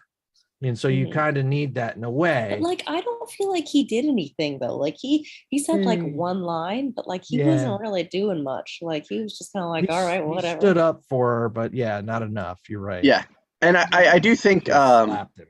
writers, I mean, we have to like again not judge the writer for putting in that character. You got to be allowed to put in characters that you don't like, characters that Yeah. do things that annoy you, make you angry, disgust you, like because there are people like that in real life. So if all the movies took that out, then they wouldn't be, I don't know, something relatable in some way, and it's to expose people. But the part that I was iffy about, because obviously Adrian and Rocky are great together, right, and this stuff, but the stuff he was doing the first night at his apartment, that was a little predatory. That was I mean, a little. I was as we were reading that, I was like, whoa, this. I didn't remember it this way. and but I maybe they think did it a when they- different way. Maybe we have to watch it again. Go ahead. I think when they block it, there's more in the like acceptance from her that she's not that like she feels like the way it's written, it seems creepy. Yeah, definitely. And I think the way it's acted is different. I think she seems accepting, and I don't think his character would be like that.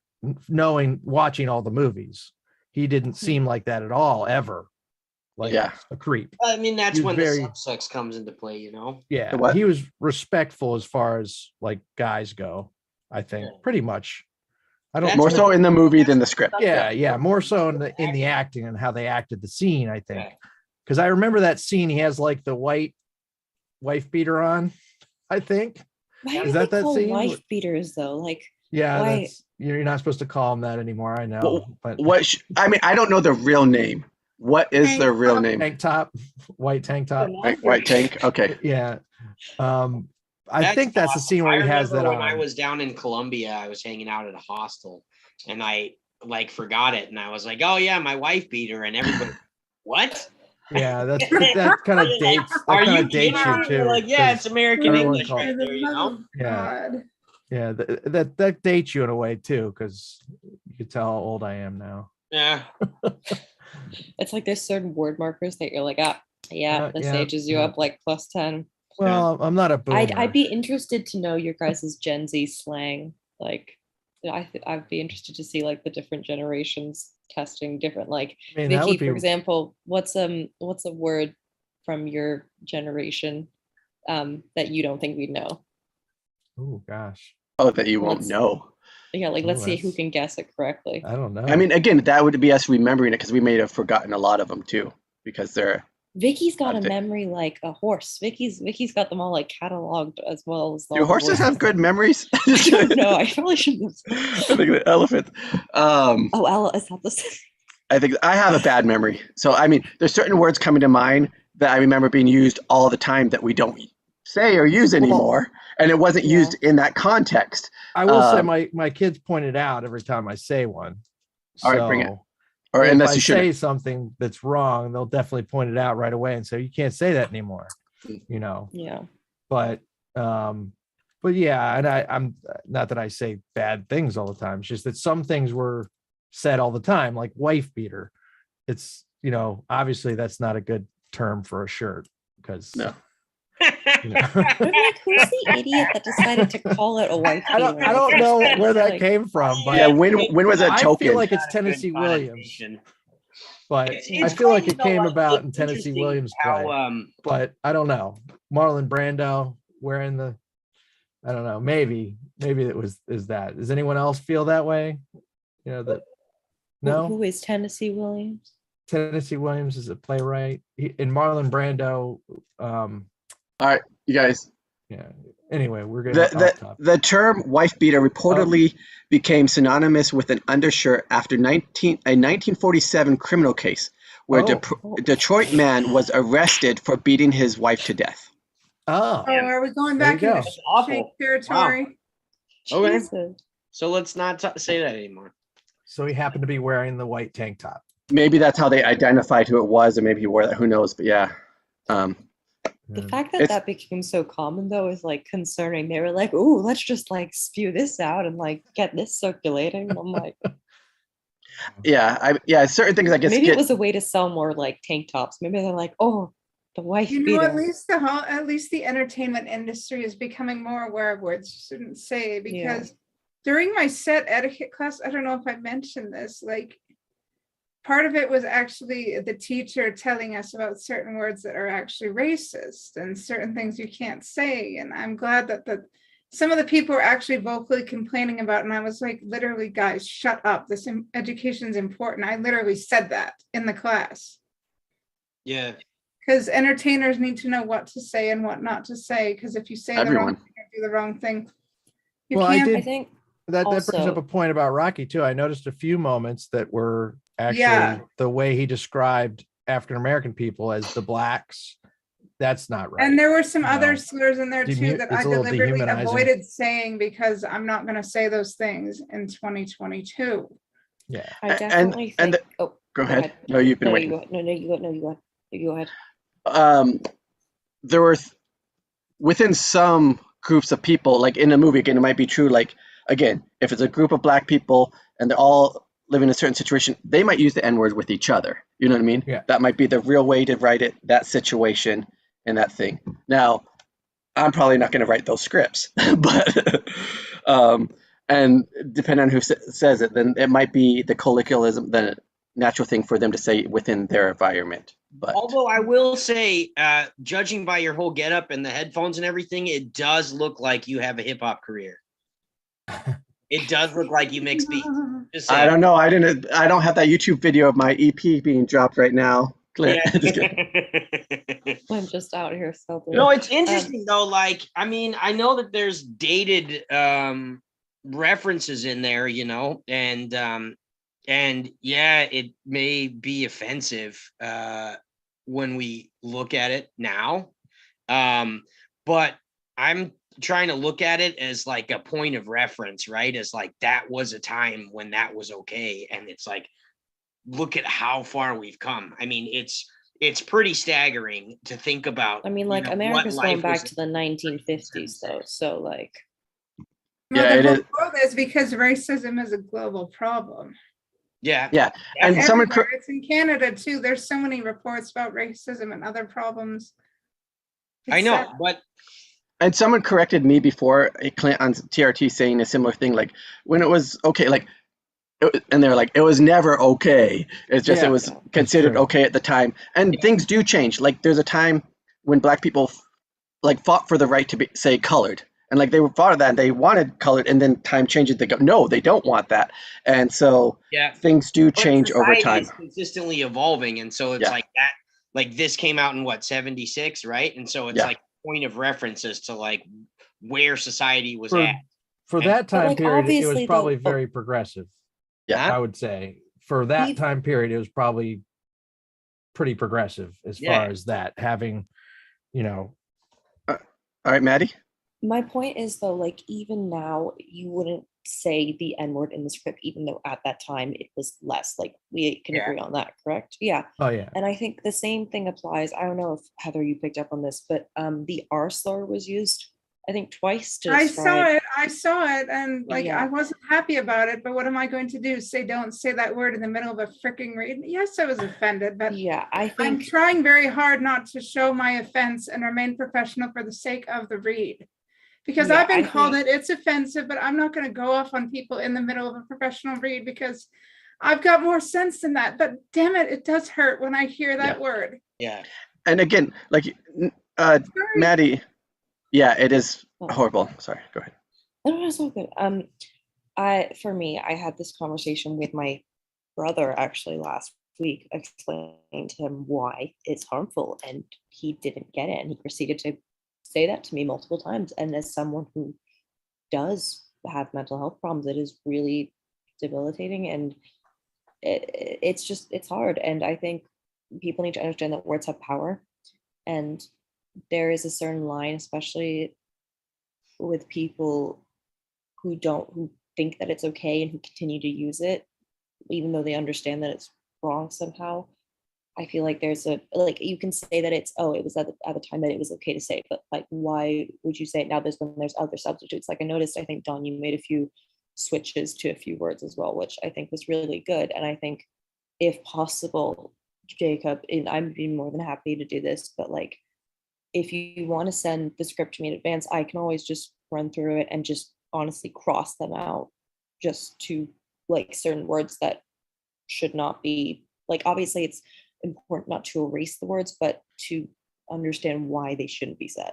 Well, yeah, Jacob, I'll say right now, like I wrote a script that involves a developmentally delayed person, and I will probably read that myself, and I use the R word because I need people to understand how demeaning it is for people to be called that, and I will use that word, and I will request that word to be used if that script is ever read, so people can understand. Yeah, and again, like if you're trying to show a certain character, it's my right to use the word. It's my right to have the word requested to be used. And again, if in a script is right, if it has a racist in it, they might say racist things. If it has a bigot in it, they might say bigot things. Like, and again, we don't want to whitewash it. I mean, we don't want to have it continue either and make it commonplace to be okay. But again, like you said, Heather, by someone saying that in a script, you can bring out how bad it is, how wrong it is, the type of person that might say that, you and the can't say effect it in it a has. casual manner because it's a heavy word. You have to watch how you say it. And people say like if you say it in the terms of a bully calling someone developmentally delayed, the word, then you can say, hey, this is a reality that needs to stop socially. I think it's an educational moment. Do you understand what I'm saying, Maddie? We all understand that, yeah. I think it was super interesting and actually kind of funny when they talked about her being shy and how society, was like thought that was some sort of massive defect. And it's like 76 is like when they're just maybe starting to even consider the idea of post-traumatic stress disorder from Vietnam vets, right? Like mental health was like non-existent. The depression and a lot of the people that dealt with this, like those people were put aside, given meds, put in sanitariums, and lobotomized. Actually, I mean, One Flew Over the Cuckoo's Nest is about that. You know what I mean? That was like commonplace practices. I think they did lobotomies, which is the gnarliest thing in the world. Like up until the late 50s, and so it was interesting to see that because we have come a far ways when it comes to mental health, and there's a lot more that we have to do. Honestly, I still feel like we're in the dark ages as far as mental health is concerned. You know what I mean? Mm-hmm. Definitely. But I just thought that was kind of interesting how dated that was. But yeah, I definitely remember that. I definitely remember kids being shy and they're like, oh, what's wrong with that kid? Oh, they're going to be a failure. Oh, there's something wrong with them, just because they're shy. That was Vicki? me. Oh. That was me growing up. I was so very shy. Yeah. Now look at you. You're training the world champion. Well, my safe place is the stage. I can be anything on stage. I can be anything in a performance. But as a child, I didn't even have the courage to speak. So, I had to be something else or someone else.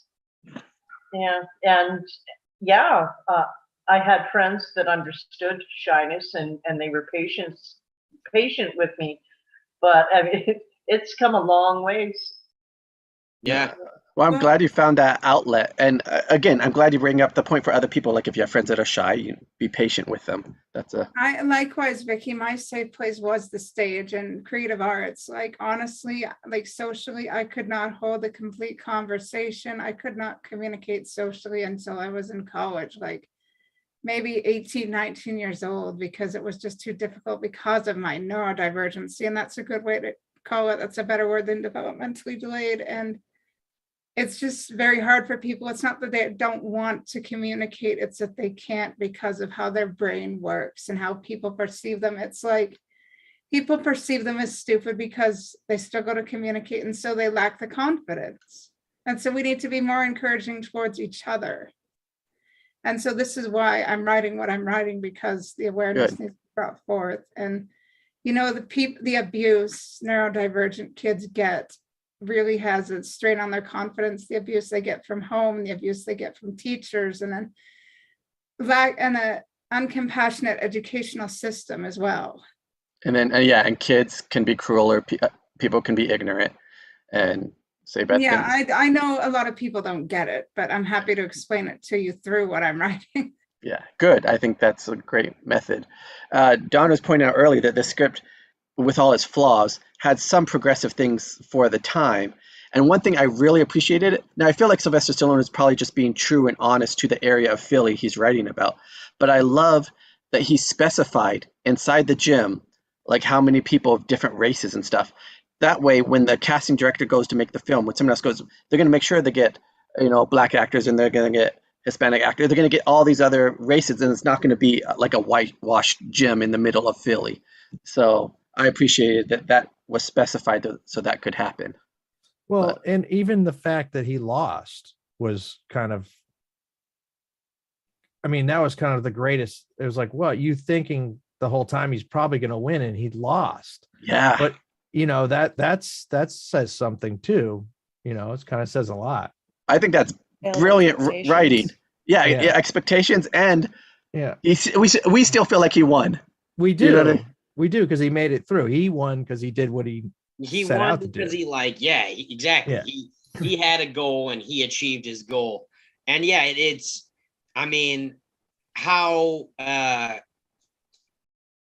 how many times have we seen a story where the hero goes out and does everything he wanted to do and he wins and everything's perfect? You know what I mean? Like they do that in every single movie.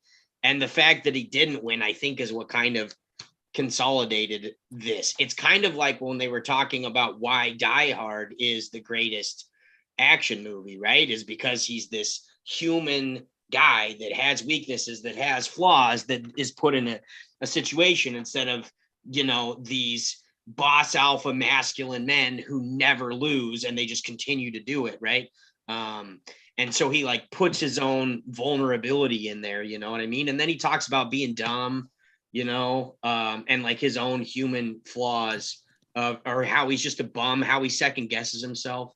But maybe you guys can correct me on this, but I was watching, a lot of YouTube videos about, success and inspirational people and whatnot. And when they're talking about this movie, they say that this is one of the first, or if not the first, true underdog, inspirational, uplifting stories of following your dreams and getting out there and going for it.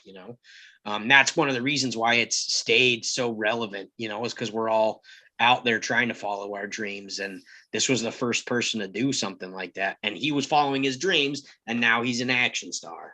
And how many movies? 8 movies?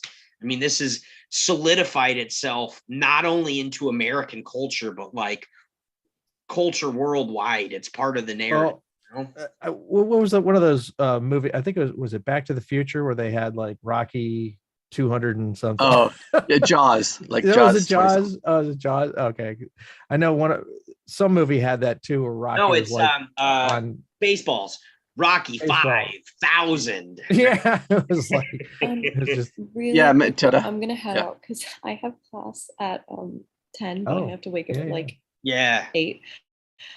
Because I don't get summer anymore. I just yeah.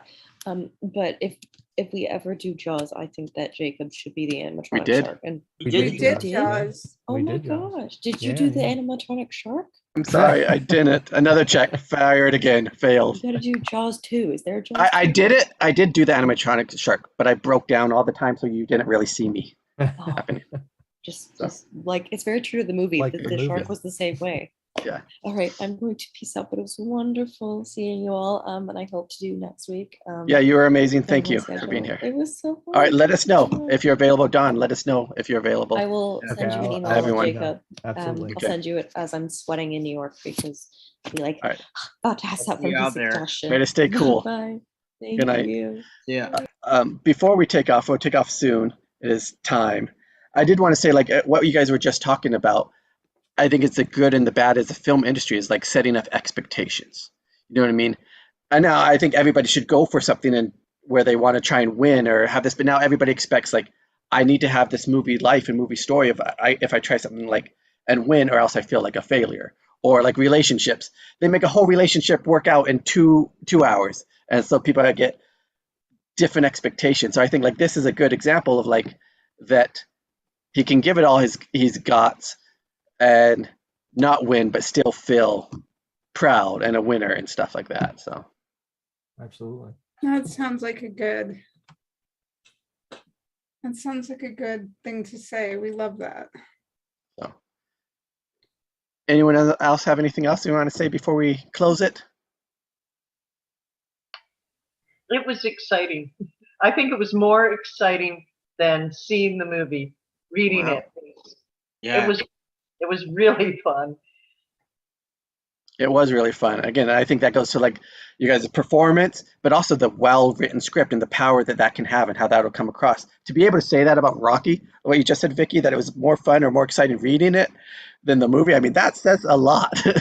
Yeah, and I think one other thing too is like, I mean, they say this all the time in writing. It's like, write something you're truly passionate about because it shows. Now, did Sylvester Stallone go to school to learn writing? Did he, was he in every writing class ever? Did he go do all this stuff? No, but he was very passionate about this story. He was driven. It was something that, he probably thought about constantly. It was something he was really passionate about. And that shows, that energy shows in all of your characters, in all of your action descriptions, And another thing we talk about often, like the script was probably so good because he was already in the industry. He was already working. He was already trying to make things. So he had some experience and knew from the other side what it takes. But also the reason he did it, he wanted to write a role. Like he's in the industry and he's doing all this stuff, but he's not getting starring roles. So what does he do? He doesn't just wait on someone else to give it to him. He writes his own script that he can star in. So he went above of just waiting for permission and he made it happen. Yeah. That's the power of dreams, man. And it's the power of like, the more that I look into Arnold Schwarzenegger, the more that I have respect for the man. I mean, he's had his flaws and mistakes as anybody does, but it was like, he saw it. Oprah says the same thing. Like she got there because she saw it. Every day she's like, that's where I am. That's where I'm going to be. That's where I'm going for. And every decision after that was something that helped her get there. And so for him to do this, he's like, I am going to be a successful actor. Here's what I'm going to do. And then it's like, okay, well, I'm not getting my stuff. So here we go. I'm going to write a script. And everyone told Arnold Schwarzenegger, no, you no way you're going to be a movie star with that strong Austrian accent of yours. No way. And like, his first movie. Have you seen his first movie? I think they have somebody Hercules over him, like overdub him with an English. Oh yeah, Hercules. Yeah. And then it's hilarious. And in Terminator, bad. Good. I need to see that. And then in Terminator, like he wanted the starring role. He wanted the starring role of the main actor, and they didn't want to give him the other guys. No, I swear, I promise. The other role, that's for you, the star. He wanted the John O'Connor. Yeah, he wanted that, or what? Not John O'Connor. He wanted the role. The dad. O'Connor's dad. Yeah, O'Connor's dad. Oh, wow. Yeah, that's the role he wanted. That's what he fought for. But fortunately, the director convinced him, no, you're the Terminator. Oh, You're no, the... he's definitely the Terminator. And that helped make him a movie star. So sometimes if yeah. you don't get the role you want, you know. I know, but it just goes back to another thing of like,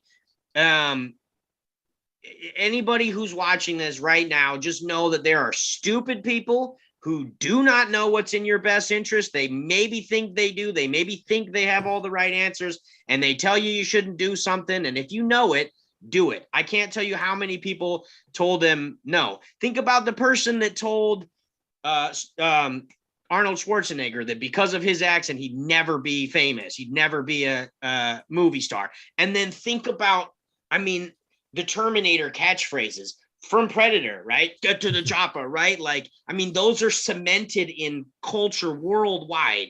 And it's because people told him no, or they thought that they knew what was best, and he didn't listen. And it's because of what people considered a flaw. Those things are so popular, I think, because of his accent. If he didn't have that strong, distinct sound and voice and accent, I don't think those would have resonated with us as much. Yeah. Hey, Jacob. Hey, could you do me a favor there? And could you just come and get to the chopper, please? My favorite is, it's not a tumor. It's not a tumor at all. You know that movie? I'm thinking of Total Recall, but I'm guessing it's not. I know Cop. it. Kindergarten Cop. I love that movie. Maybe it's a tumor. Really good. It's not a tumor. It's not a tumor at all. And Jingle All the Way too. Come on. He's got some good ones. Action, I know it's late for a lot of you guys. Yeah. Thank you for. Oh, Vicki, did you have something? No. Okay, so the thing was like a little question. Yes, thank you for having us. Thank you for being Heather here. Well, yeah, being Heather, being you. Thank you for being you. Thank you for being here. This is, you guys are amazing. And my favorite Arnold movie is the one where he plays the pregnant man, by the way. Oh, Twins. Oh, Twins. Yeah.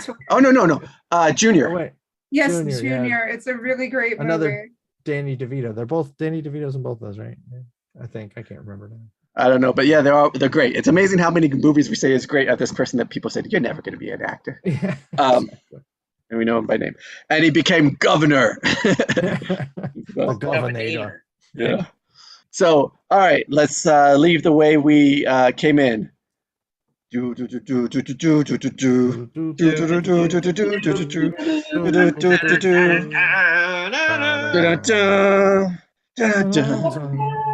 Good night, everyone. Yo, Adrian. Good night.